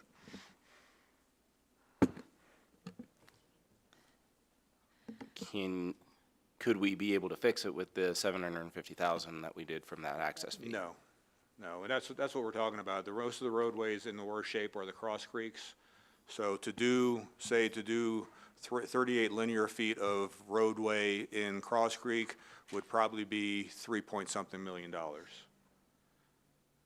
Okay, so there are a lot of there are many roadways, and I had actually meant to do an overview map of kind of the condition overall in the city. It's kind of summed up in the percentages that I presented in the one slide, but there are many roadways that are in worse shape than Southmore is. The problem is this one, good or bad, this roadway is fixable for a minimal amount of money. So when you look at best practices for roadway maintenance, there becomes a time in a road's life where whatever we are doing to it, even potholing, other than we're trying to keep a road open so that we are not damaging vehicles, we are wasting our resources in doing so. And we do it no other than we don't have any other options. So we dedicate manning and resources and time to go out and do the dig outs and do the patching. And again, I get those complaints going, why don't you just fix the roadway? Because we can't. And remember too, in a lot of the Cross Creek neighborhoods, this is only looking at asphalt pavement. It's not looking at concrete. That's the other thing about Southmore. There's no concrete to fix. So when we go into a roadway, into a Cross Creek or a Heritage, all the asphalt and all the concrete along the side of the sidewalk, curb and gutter, you're adding 50 to 70% more cost because I can't just fix the roadway. I have to fix all the concrete next to the roadway because it is also raised and sunk and is unlevel anymore and not safe. So it's an entirely different budget when we're looking at spending money like that. That's why I don't spend capital funding on Cross Creek anymore. We spend maintenance funding on Cross Creek because I would be wasting tax dollars by trying to go in and fix a Cross Creek neighborhood right now. It's just not cost effective. Okay. Is everybody? Oh, come on. Are you serious? Seriously. Oh, jeez. Can we take a vote on this? If he gets any more questions? I make a motion to allow myself to speak. Just kidding. Everybody vote no, ladies. All right, go ahead. Okay, so I'm going to piggyback off what the mayor and council member Veerhoff said.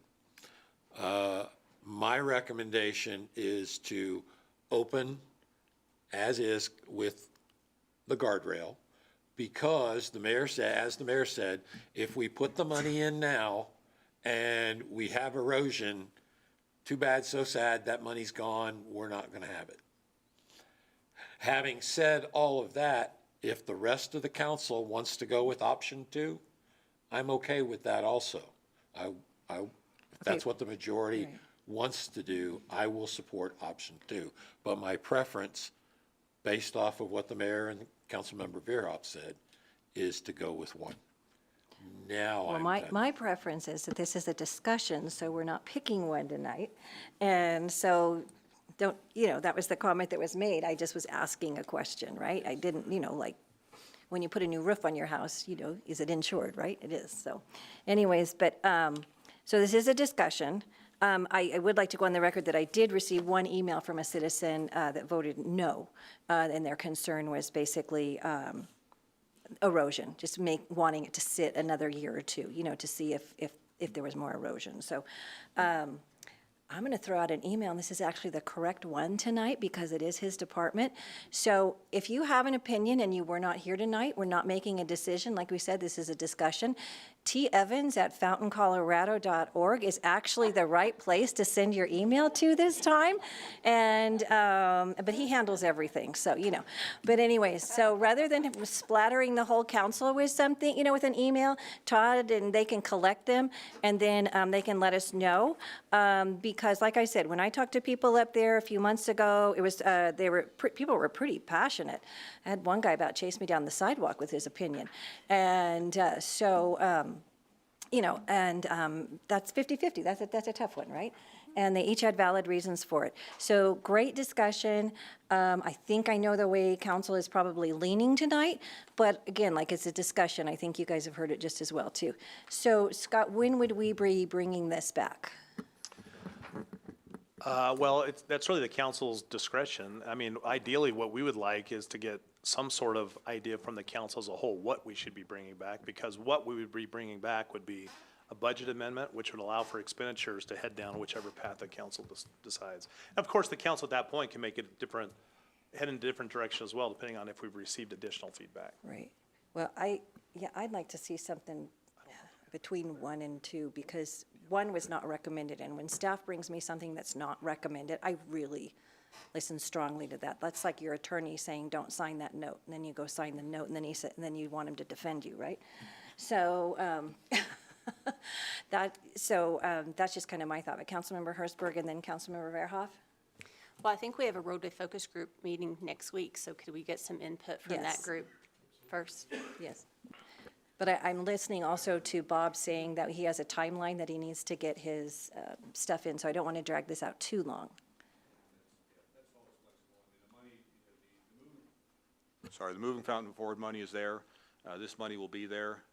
Honestly, we have gone years in the past where we have done very limited work on the roads, just based on issues like this that we have to come up with. There are other issues that are kind of on there, that we have projects coming up in the near future in reference to Cross Creek and Mesa Road and the force main that's going in, where we have some paving that is coinciding with the work that we are making Widefield Sanitation do. So I'm going to be looking for funding to, instead of paving half of Cross Creek, going across and doing the other half too, so we can get at least that section completed. I think that's a pretty smart way of doing it. We'll save money because we're going to be going in with Widefield Sanitation. They're going to be paying all the mobilization fees. All we will be paying for is our portion of the asphalt. So they will incur most of the cost for the mobilization fees and things like that, which is going to save the city a lot of money. But So- you can't have us wait till like June or something to make a decision on ma'am. this. That's way too late. Okay. Okay, Councilmember Verhoff? I would concur with what Councilmember Hertzberg said with, let's take a look at what the roadway focus group has to say before we move forward.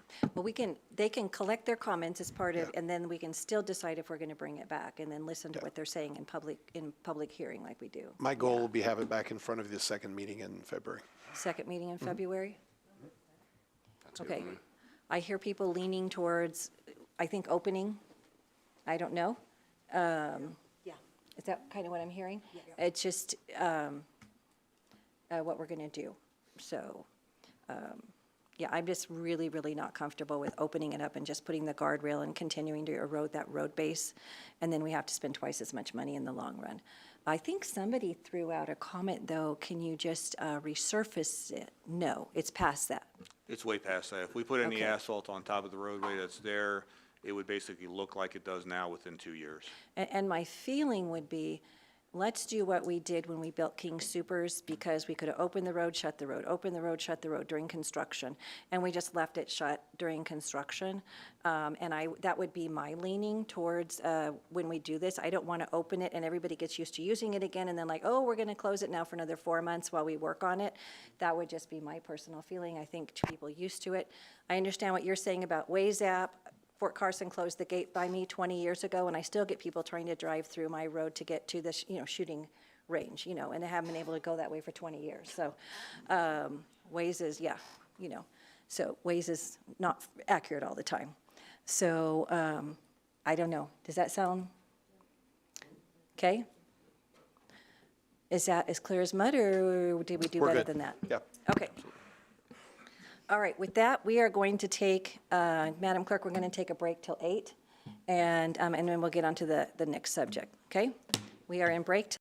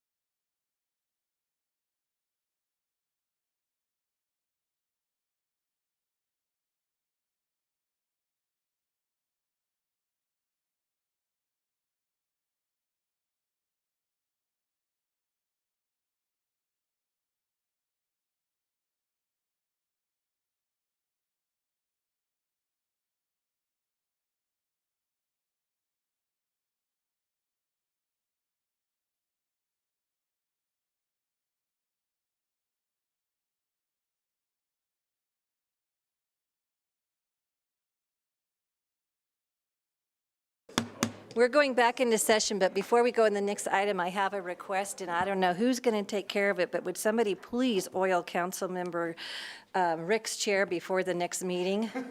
Okay? All right. Okay. And just leave it down there. Oil. Chair, it's okay. Oil. The squeak. Doesn't get moved down the line. The squeak. It's gonna get moved.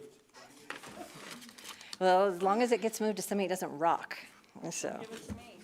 It was you? Don't give it to me. Don't give it to you? Okay, all righty. Okay. All righty. We are on item 9E, resolution number 26-006, resolution to approve agreement extension between the City of Fountain and Asplund Tree Expert LLC for the 2026 annual electric line clearance service. Mr. Burrows. Good evening, Mayor and Council. I'm Randy Burrows, electric engineering and planning technician. In order to ensure reliability and safety in the overhead areas of our system, the utility uses contractors who specialize in tree trimming to proactively mitigate overhead infrastructure damage and outages that may be caused by those overgrown trees. This is the first of 2 optional annual extensions of the line clearance operations agreement that was approved by council in 2025. Because of the cost of the extension, it exceeds city manager's signatory authority, so we're seeking council approval to go ahead with it. In 2026, the contractor will be working in the Grand area up in Security and in the Countryside area in Fountain. We recommend that council approve resolution 26-006, authorizing the city manager to execute the service agreement extension between City of Fountain and Asplund Tree Expert for the 2026 service agreement extension. Thank you guys for your time and consideration. If you have any questions, I'm happy to address. Okay, just to remind everybody, this is very kind of specialized in who can do this. Not every tree trimming company has the ability to have the necessary certifications and everything to work around electric lines. Correct. So, okay, alrighty. Is there any questions from anyone on council? Any questions from anyone in the audience? We have an audience. I need you to come down to the microphone, please, and state your name for the record, because everybody online wants to hear you. Daniela Wisniewski.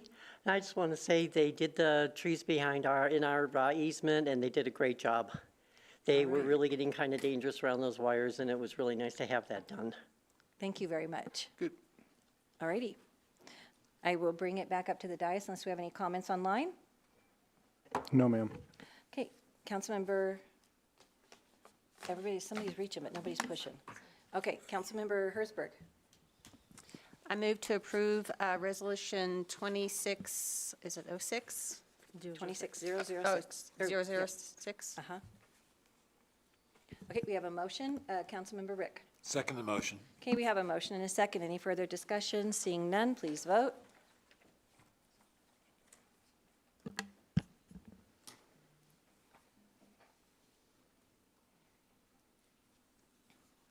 Seven yes, motion carried. Okay, and then we have item F, first reading of ordinance number 1817, an ordinance repealing and reordaining sections 13.05.030, newly acquired water resources. Mr. Murphy. All right, thank you, Madam Mayor. Good evening, members of council, members of the public still with us. I'm Taylor Murphy. I am the Water Resources and Engineering Manager for the city's Utilities Department. So the item before you tonight is seeking to remove and replace a few sections of the utility code that's found in the city municipal code. Is there a clicker I can use, please? Thank you, sir. So I'll start with just a quick recap of this section of code that we are talking about. This is specifically chapter 1305. We call it the water adequacy section of code.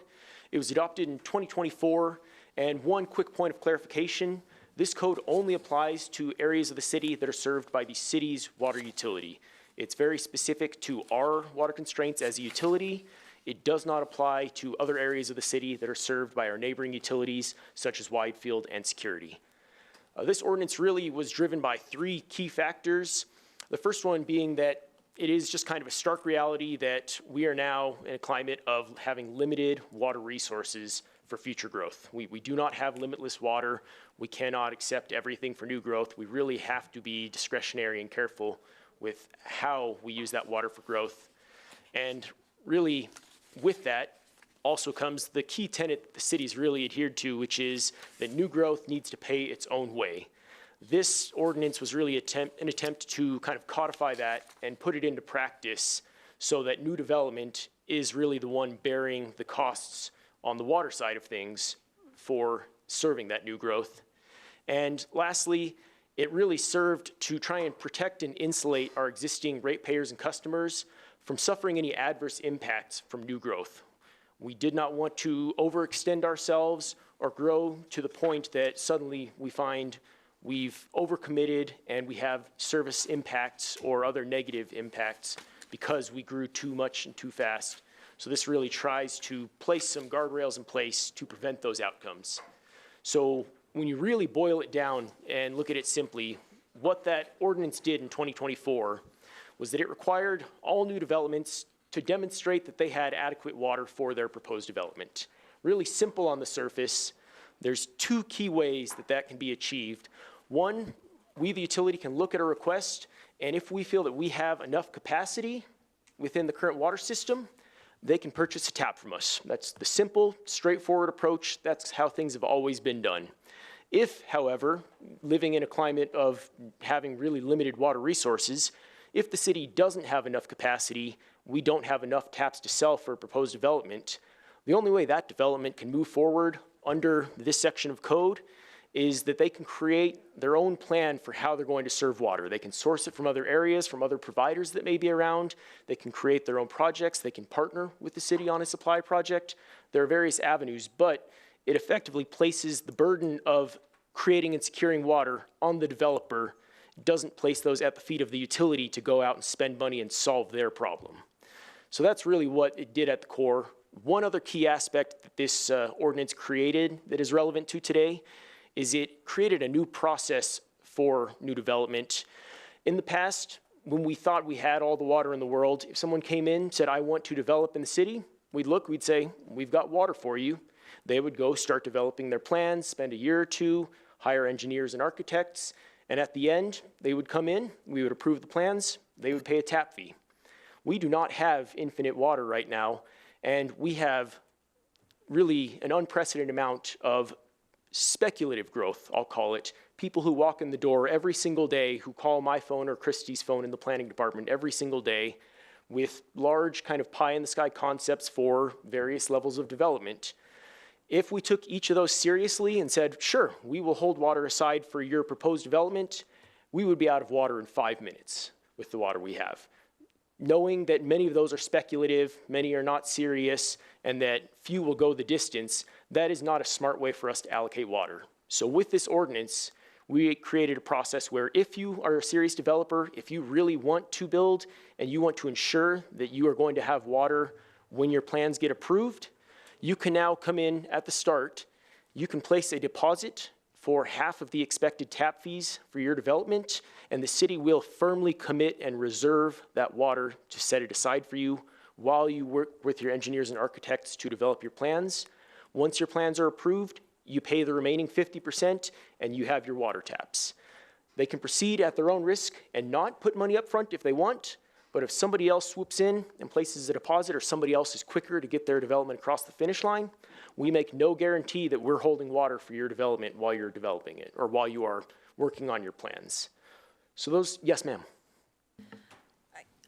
I don't want to interrupt you, but I want to make sure that we have clarification to everyone who's listening to this, because you see a lot of it, rate increase, tap fee, raising our rates, can we make sure that we're all on the same page where we're talking about this is only for new builds, right? That we're not doing a water rate increase. Yes, ma'am. Okay. And we're going to address that on the item that follows this, and we will Okay. very clearly spell out kind of how rates are different than fees and what purpose they serve with respect to existing customers and ratepayers and new growth and new development. Thank you. So we will Okay. touch on that. All right. So that's just a quick recap of what the ordinance, as it was adopted in 2024, did. Since that time, we really haven't had water for any new taps. The things that were approved prior to us running out of water are currently being built out. But as you're all very well aware, we have a pending lease that will get us some new water resources very soon once we choose to execute that lease. So with that in mind, we started looking towards the future of what do we need to update in this code or improve to make sure we are ready to have new taps to sell again. And so really a few of the key issues that we dialed in on as we reflected on how do we get prepared for new water.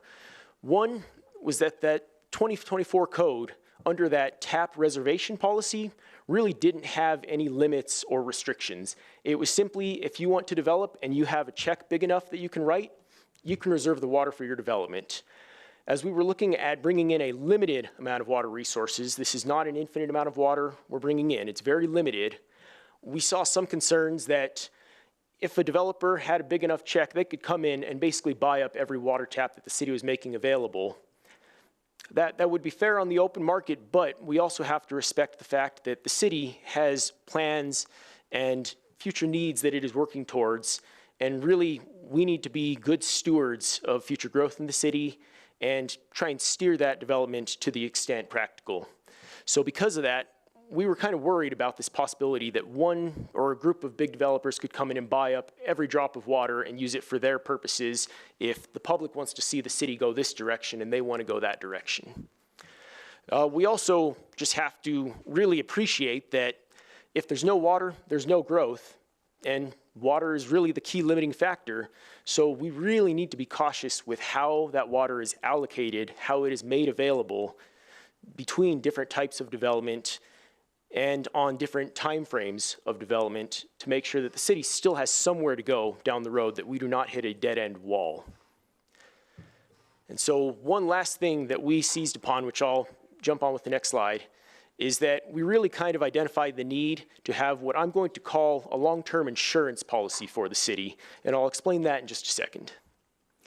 So with those concerns in mind, here are the proposed changes that we are looking at with this ordinance to pull out and replace the sections of the existing code. These changes all focus on how new water resources and new water taps are allocated and made available to new development. So the first big change that we are proposing is we are recommending that this new code establish something we're calling a restricted account for water resources. What we are proposing is that anytime the city has new water resources come on board, either through a new supply project or through conservation, we save some water that we can put back into future development, we set 20% of that aside. That is the proposal, and council can provide feedback or changes to that if you desire. And we put that into kind of what we'll call a locked account that only council can choose to allocate water out of that account. Staff cannot make that determination. Only council has the discretion to give water out of this account to future development or to use it for public needs, city needs that may come down the road. We don't want to try and handcuff council on how this water could be used, so we're recommending very wide discretion of how council would exercise their authority over this water, so long as it is serving a public benefit and aligns with future planning. And really, we want you to think about this as that long-term savings account, because the other 80% of the water that wouldn't be set into this account is going to be a first come, first serve. The first developer to walk in the door with a big enough check, they are going to reserve some amount of that water. Once all of our water resources and all of our taps are allocated, that is it until we find more water. And that is no easy thing. That is no guaranteed thing. I can't promise I'm going to be back here in 2 or 3 years saying we've got more water, we're fine. We have to really view and treat this as the last easy water we're going to come by to serve new growth and new taps. And so once all of that water is allocated, really that is it for the city. there's not going to be any more huge leaps and bounds that we make on this waterfront, except for huge infrastructure projects that will take years and years of planning and tens or hundreds of millions of dollars. Those are going to be hard to come by. And the concern that we see there is if every water tap we have is sold out to development and 5 years down the road, council decides that, hey, we need a new fire station, or the school district comes in and says, we need a new school here, or any other real myriad of public needs that comes up that a city wants to respond to, we don't want to be in the position of saying, oh, we'd love to help you build a new fire station, but we don't have any water for new water taps. We're sorry. What this really does is give that insurance policy so that there's always water in the back pocket that council can reach into when they decide that the need is great enough, that they can reach into and pull that water out to use it for that purpose that they think serves the public benefit. So I want to pause there briefly and ask if there are any questions about how that functions and really what it's envisioned for future needs and uses. So the process, if somebody wanted to come in and get one of those 20%, which I would like to see be 30%, they would just go through, we have a process set up for that. They just can't start calling us and saying, I want 20%, you know, because I need 10 more houses or something. They would work through staff, and then we would bring a request to council for someone seeking access to the restricted account water. And that, would that be done like as a public hearing or quasi judicial? How would that be done? No, it would not. It would be strictly in a public meeting with the council. Typically, most of these requests may actually be from the city staff. It may be the council has said, hey, we need to build a new park in this area, or we need to do something about a cemetery, or we want to attract, I don't know, affordable housing or some sort of council goal. So a lot of that's going to be council directed to begin with. If you did have an entity, a developer that came in that was looking at doing something that sort of met some of those unique council goals, then that would be us bringing it directly to you in this forum and asking your direction. Okay, any other questions? All right, thank you. So that was the first change. The two other key changes that we are proposing with this amendment to the ordinance, the first one addresses really the other 80% or whatever number that may be after the 20% has been set aside to the restricted account. That water, as I noted, is really going to be out on the open market as first come, first served to developers. Even with that, we still feel that it's prudent to put some guardrails on that water. The worst case thing we could envision is that a big home builder comes in and buys up every other tap we have, and we get more housing. That's great for affordable housing, but we have no commercial base, no job base, no tax base coming with that. That's not really a balanced growth approach. So we feel that giving council the discretion to split the remaining 80% of the water after we've restricted some into two categories, one for commercial, industrial, and institutional, and one for residential. We want to give that authority to council so that we can allocate some percent of those taps for commercial, some percent for residential, as basically a guarantee that as this water gets used, it is going to a mixed and healthy level of development so that we are not creating a bunch of new jobs but nowhere for the people to live, or creating a bunch of new houses but not having any jobs for people to work. We really want to have that balanced approach, and we feel that this is the best way to do it by controlling the allocation of the water resources. We would propose that that split not be a hard number in this ordinance. That would be something that would be set by resolution by council. And the reason for that is that as the city develops down the road, as needs change, that may be a number that we wish to have some flexibility on, or that council may wish to tweak from time to time. And so it is much easier to have that set by resolution where it can be modified quickly and dynamically by council if they so wish.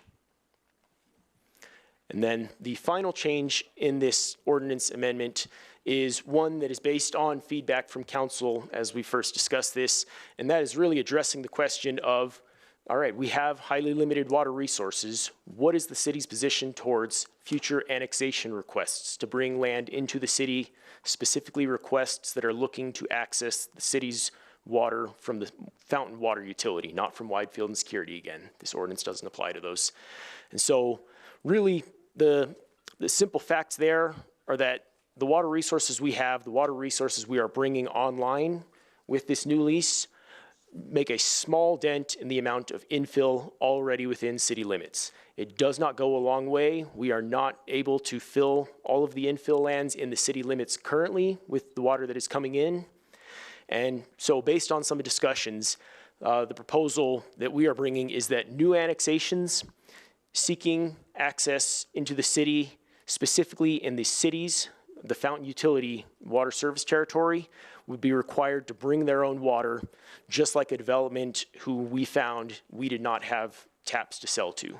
They would have to find their own way, really, by bringing in new annexations and promising them water. It puts us into a precarious legal situation, and it only exacerbates a problem that we do not have enough water to serve infill as we stand today. So with that, I'll close right there and bring it back to the vote that we are putting before council. What we are recommending is that you approve on first reading Ordinance 1817 to repeal and reordain sections of Chapter 1305 of the City Code. I do want to make one quick note. If council approves this on first reading tonight, we have made some very minor legal adjustments in the last few days to that ordinance language. So there would be red lines that would be brought back to you at the second reading. They are very minor legal changes. They do not substantially alter the changes in the ordinance, but there would be some modifications that would be brought back as red lines at the second reading if you approve it on first reading tonight. And then also, we would bring a resolution proposing or bringing a recommendation of how to split that 80% between commercial and residential based on council feedback. Okay, any questions from council up here? Any questions from anyone in the audience? I really would like the 30%, we can always loosen it, right? But if we do this by ordinance, I get it, but. Well, I thought you wanted the 30% for commercial, not for the reserve. That was my understanding. 30% of the 80%, I thought you wanted for commercial. Yeah, I do, I want it both. But if everybody's fine with the 20%. I want my cake and eat it too, okay? Well, at least I don't have 7 questions. I just, I'm sorry, it was only 5. It was not 7. But if you want me to ask 2 more questions, I can. No, I'm serious. No, I get it. You're just clarifying, yeah. I thought you wanted 30. I do. And I'm saying, 30 and 20, I do want it. not I do want it. 30 and 30, Right, so. but I want to make sure we bring back that resolution at the same time. I just always am going to err on a little bit more conservative, right? And you can always loosen it up, kind of like we do with the ADUs, right? We go really tight and then we can loosen it up after we see if it works or not. So I can live with 20%, but in my ideal world, I would prefer 30. But we're a group, right? There's 7 of us, so if the rest of you people want, I'm not going to stop the whole thing over that. So, anybody else? Okay, nobody's got any comments, so what would y'all like to do with this? Councilmember Geek. I make a motion to approve ordinance number 1817 on first reading. Councilmember Raffenach. I second the motion. Okay, we have a motion and a second. Any further discussion for 30%? No, I'm kidding. All right, any further discussion? Seeing none, please vote.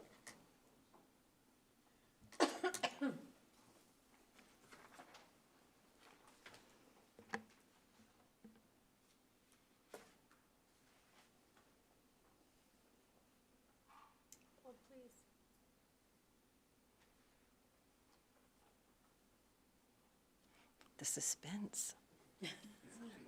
You have time for a question. Don't worry, she called me Schmedlack last meeting, so it's okay. All right. I have 6 yes, 1 no. Councilmember Veerhoff voting no.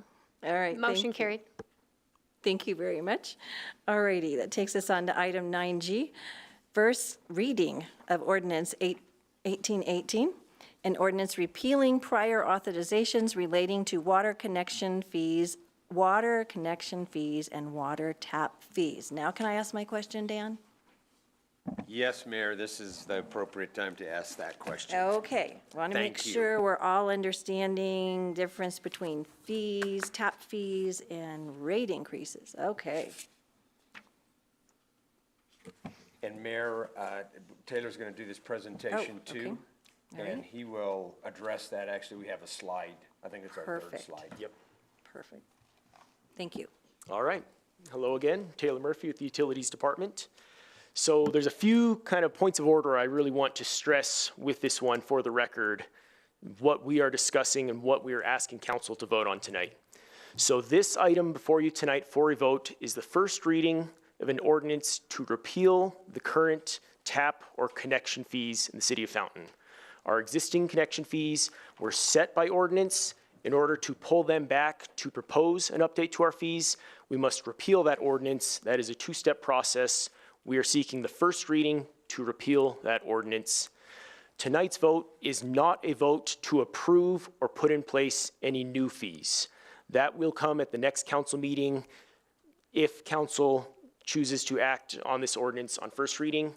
Just to stress that, we are not approving any new fees with the vote tonight. This is just the start of the process for us to bring new fees before council for consideration. Those will be brought back at the February 10th meeting. So, just a bit of background, the way I like to do things. We're just gonna have a quick run through because tonight and particularly at next meeting, we'll repeat this slide. You're gonna hear a lot and see a lot about different meter sizes that we are talking about on how these fees are based. So I wanna just give you a quick high-level understanding of what different meter sizes translate to, what kinds of businesses and uses we're talking about when we're talking meter sizes, and really to give you an understanding of what role do these meters play in the overall water system? How much of our customer base are we talking about based on existing demand? What might that look like on future demand? Because fees are looking at the future. So to start with, just high level, we are a residential heavy community. I don't think that's a surprise to anybody. We are a bedroom community to Fort Carson. We have many people that live here in Fountain but work in Colorado Springs.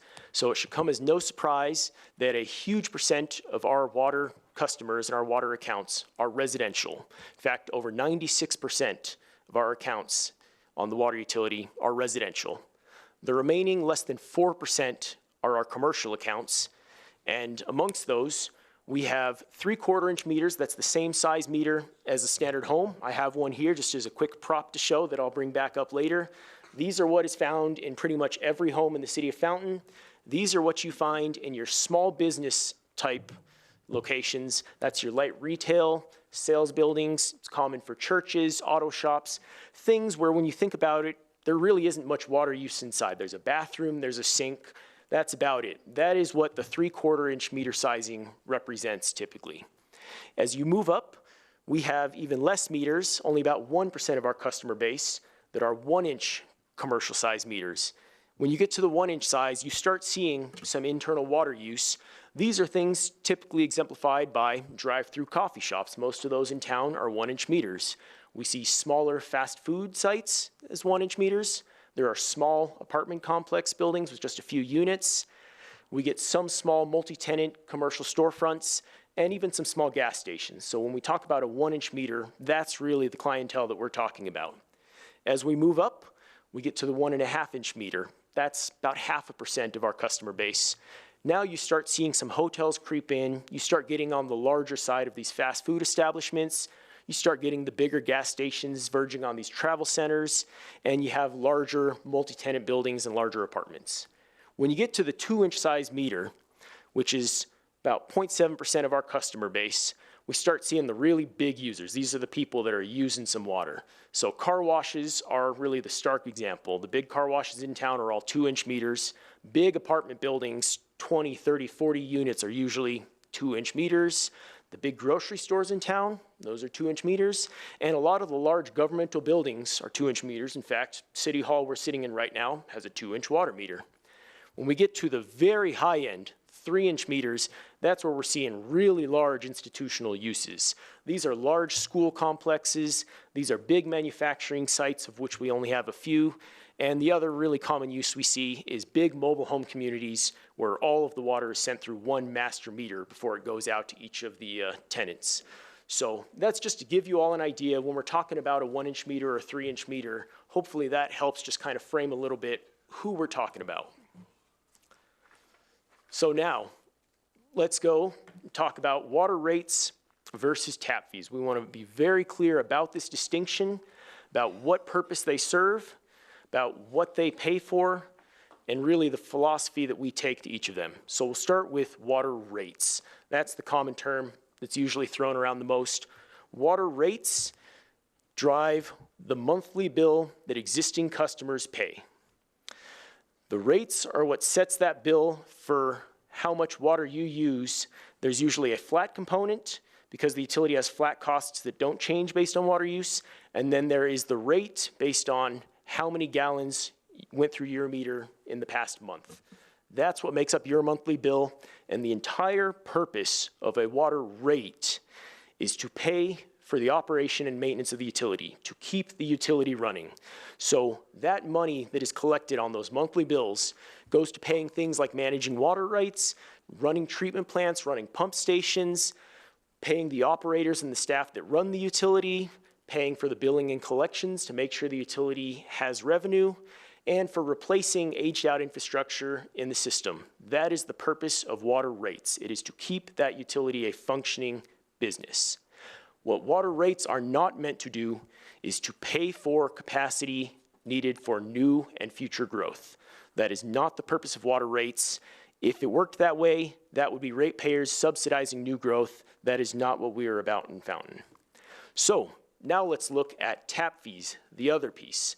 This is centered and geared towards future growth. A tap fee is a one-time charge. It is collected just like the access fee that funded the Southmore discussion we were discussing this evening. It is collected at the start when a new development has their plans approved. It is a one-time charge. And the purpose of that really is to repay the utility for costs it already spent to have that capacity ready and waiting to go. The conventional approach is that the utility takes out debt, it builds new projects, it buys new water rights, it builds treatment plants. Those create capacity for future growth. When that growth comes in, it pays a fee and pays back its share of the money already spent. So a tap fee is a one-time charge that is really a repayment of money that was already spent for growth. A water rate is the monthly bill existing customers pay to keep the utility running. I want to make sure that that is very clear and everybody understands that at a simple level. Are there any questions between those? Okay, perfect, thank you. So now we get to really the core question of tonight. Why are we even talking about updating our tap fees? First and most simply, our fees, the tap fees that we have right now, haven't changed since 2008. They are located in the upper right-hand corner in that table. The far right column is the total tap fee. It is made up of two components, which is the infrastructure fee. That is meant to pay back the cost to build treatment plants and pipes and things needed to make water for new growth. It also has a water acquisition fee. That is the cost to buy water rights, take them through court, and have a future sustainable water supply that growth will need. You add those two together, your total connection fee is listed on the right-hand side there. So why are we updating them? Beyond just the fact that they are old fees, there's an issue that we see commonly that having a one-size-fits-all fee per meter size really isn't that effective. Different types of users, even within the same size of meter, if we're talking about a 3/4 inch meter or a big 3-inch meter, there's different characteristics that are shown by those. You may have some commercial users that are on the lower end of their water use. You may have some huge parks that are on the upper end. The fact that we charge them the same level of impact really is disproportionate. And that brings us to the third point. Our fees, as they stand right now, are not in any way equitable based on the impact bigger meters place on our system. Those larger meters use a much larger chunk of our system's capacity, and they pay a much smaller percentage of the impact fees than smaller users. And so what this results in really is point number 4. This is the biggest one as to why we are looking at the fees. The current fee structure results in us under-recovering for, remember, that's a reimbursement. The tap fee is a reimbursement. We are under-collecting on that reimbursement for larger size meters based on how much it cost us to create capacity for new growth. Right now, as we stand today, the water utility is sitting on about $37 million of debt that was taken out to serve new growth. When we do not properly collect on our connection fees to pay off that debt, we still have to pay the debt. Just because you don't have a job doesn't mean your mortgage isn't due. We still have to make that payment. We have to shift the cost of that debt onto our ratepayers. If you go back to the previous slide, you'll remember rates are meant to keep the utility running. They are not meant to pay off that debt. But if we undercollect with our fees, we are shifting that debt load onto our ratepayers. That provides pressure, or that results in upward pressure to have to increase rates to make sure that we are a sustainable business, that the money coming in can cover the money going out, and we have to pay that debt regardless of whether or not we are selling new connections or selling those properly. So I want to give really one clear, very real world example of how this plays out. So that's why I've got my nifty little meter right here. So with the security lease that we'll be bringing back to you, that will give us enough water to supply 2,000 3/4-inch residential meters. We call it the single family equivalent. It's just an easy way for us to equate water from big users to small users. That lease will give us 2,000 single family equivalents of capacity. So if we were keeping our existing fees and we decided we are going to sell all 2,000 of those single family equivalents as homes, again, we already addressed that with the previous item. We're going to make sure there's a commercial and residential split. But if we take the extreme case and we say with these, we are going to allow 2,000 new physical rooftops, physical connections. With our current tap fees, we would expect to bring in just shy of $35 million in connection fees from that 2,000 single-family equivalents of capacity. Now, if we instead decide we don't need new homes, we're going to sell this all as big parks and sports fields. We want to bring in big parks and sports fields. We're going to sell all of our new water capacity as big 3-inch irrigation meters. Those use about 170 to 180 homes worth of water, 170, 180 single-family equivalents worth of water. So where I could use our capacity to sell 2,000 3/4-inch meters, that same amount of capacity could only serve about 11 big irrigation meters. With our current tap fees, selling those 11 big irrigation meters, we would bring in less than $2 million in connection fees. We are talking the same amount of capacity, 2,000 single-family equivalents. If I sell it as just households, the utility brings in $35 million and pays off just about all of its debt. If I sell it as big irrigation meters, we bring in $2 million, and we still have 30-something million of debt that is now falling on the laps of the ratepayers, and their rates have to sustain the debt payments for that.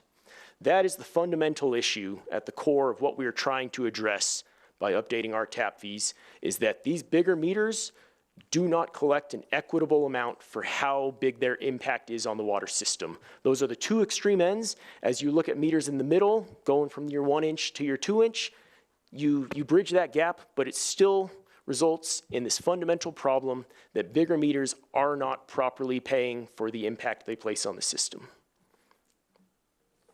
And so that is the basis of why we are looking to repeal our tap fees on first reading tonight.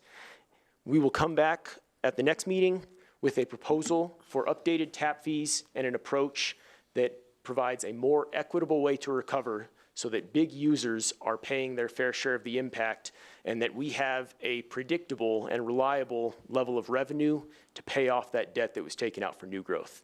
And with that, I will open it up to any questions. Thank you for that really, really excellent explanation. These are hard decisions, but I think we've heard, before I was on council years and years ago, it's just kind of always been the murmur around this town, growth pays its way. Yes. And I think that's super important, and I know it's taken a lot of analysis to get it that way, to change how you're doing business, but it's different days, changing how we do business. It's saying if you want to annex in, bring your own water, right? Yes. That was unheard of years ago. And so I just really appreciate that. How many? 3. No, just All right, I'm going to write that on your Christmas card. How many questions? Councilmember Rick. So, let's say we have a manufacturing company that wants to come into Fountain. Yes, sir. And they're going to use a lot of water. But they're going to give us 2,500 to 3,000 jobs. Can we, for that customer as a part of the negotiations, can we reduce that tap fee for that customer if it's going to have such a huge economic impact to the city? Yeah, sure. We're proposing, or we're going to propose, that the council adopt the fees by resolution. So by another resolution, you can basically change that. So that, but once again, you know, you're reducing or you're increasing the burden that's put on the ratepayers. So typically, that would be part of an economic development agreement, and it may have some other funding source other than taking away from the ratepayer or putting the burden on the ratepayers. But yeah, absolutely, yes, you can do that. And the way we're proposing it will make it easier for you to do that because we're going to propose the fees by resolution. So, but I hear you, but let me make sure I'm clear. I'm just asking, can we reduce it for one customer for one site? Scott or Chris, would you like to help me? Well, I can speak on this from an economic development standpoint. That's the very thing that we've done already with both utility connection fees in the past as well as the incentive agreements we provide for sales tax. The council will make some findings that for whatever reason, you know, depending on the manufacturer, there are a number of reasons the city wants to support those incentives. And that, in this case, that's what that would be, an incentive. And then you guys would make that decision, whatever that incentive needs to be, reduction of X% for a certain amount of time or whatever that is. Absolutely. Thank you. That's all I have, Madam Mayor. Councilmember Verhoff? Thank you, Madam Mayor. Taylor, Dan, thank you for your time and thanks for the explanations tonight. I wanted to get some clarification on a couple of things. Right now, Fountain has the highest tap fee in the entire region, and we're proposing increasing it by about approximately 12% for the residential, if I'm understanding that correct. We do not have the highest tap fee in the region. For southern or in El Paso County. If you include Manitou and if you can include Monument, yes, those two areas are higher. They are both in the county, and there are other districts within the county up in the Monument area as well that have exorbitantly higher fees than us for that 3/4 inch kind of baseline standard meter. So overall, looking at the region, all of the larger or mid-sized utilities in the El Paso County region, we are just slightly above average for our current fee, the $17,000, which is that first fee up on the top right. That is just a few percent above the average for a 3/4 inch residential tap fee. The proposed fee that we are looking at right now would increase that by 12%, so we would trend higher above that average, but we do not feel that that's an extreme end. There are other tap fees in the region that are $40,000 and $45,000 per home. And with that, I've heard Dan use the term cost of service. If we're closer to the higher end, and these other communities are other water utilities are a cost of service as well, and their water utilities are a third or half of ours, or even a couple $1,000s less, how are they able to maintain a lower tap fee than we are with the same, when they have to still provide the same cost of service in order to provide water to their communities? It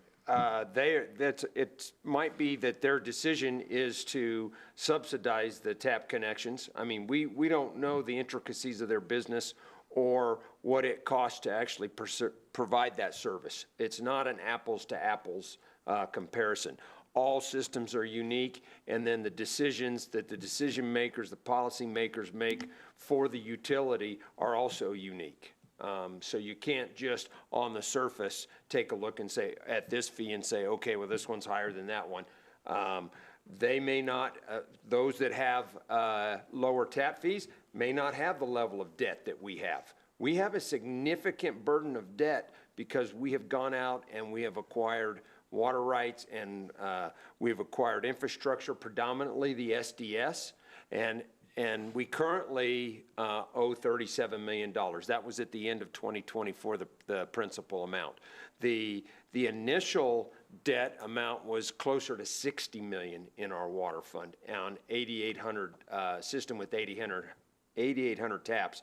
That is an extremely heavy debt burden based on our system. And that's really what is driving what we're doing here. Councilmember Rick and then Councilmember Hertzberg. Help me refresh my memory, Dan.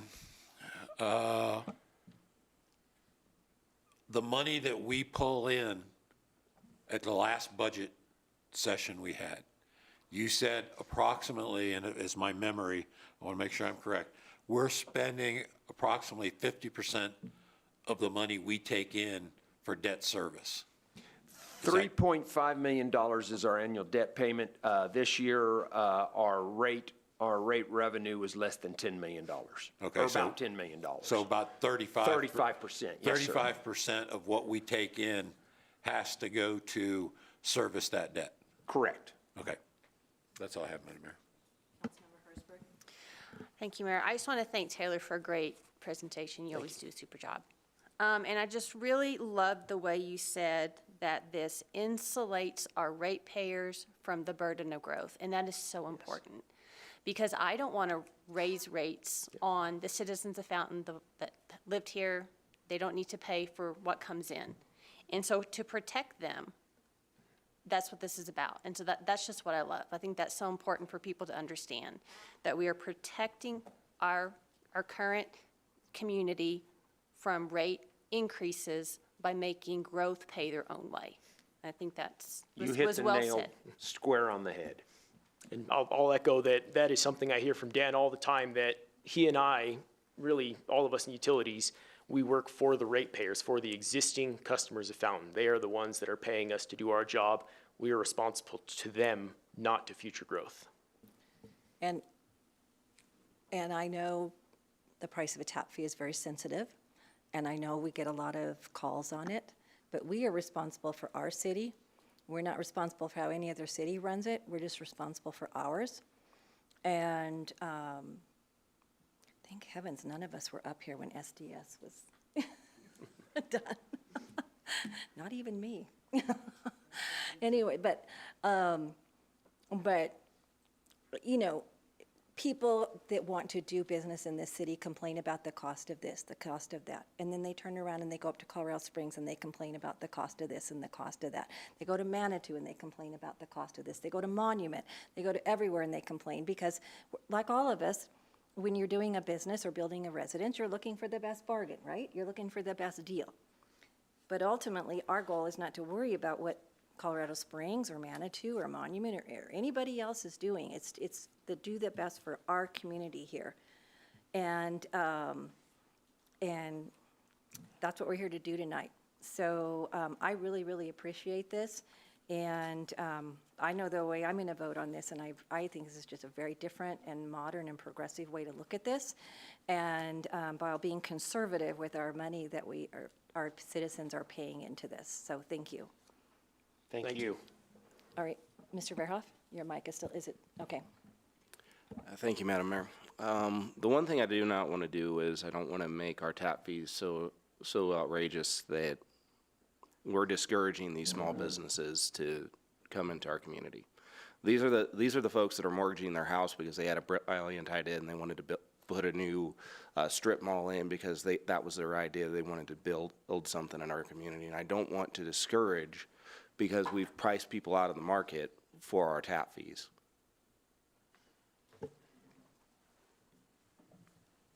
Okay, any comments from anyone in the audience? Okay. Any comments online? No, ma'am. Okay, I will bring it back up here. And any further discussion on this issue? Okay, what would council like to do with this? Councilmember Estes. I move to approve ordinance 1818 on first reading. Councilmember Rick. Second the motion. Okay, is there any further deliberation?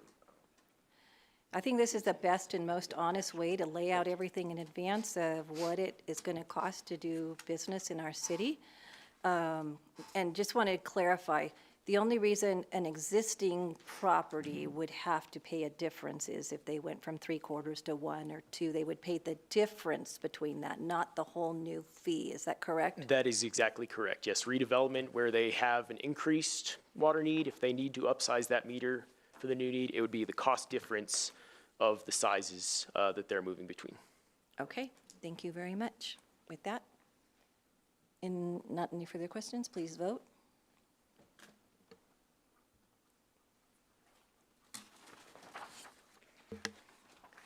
Six yes, one no. Councilmember Veerhoff voting no. Motion carried. All right, thank you very much. Thank you. Really quick, any city council agenda requests? Everybody say no? No, I'm kidding. Okay, no? All right. Oh, I think that's no. All righty, do we have an announcement of an executive session, Madam Clerk? I do not. Or nobody wants one? Okay, this meeting is adjourned.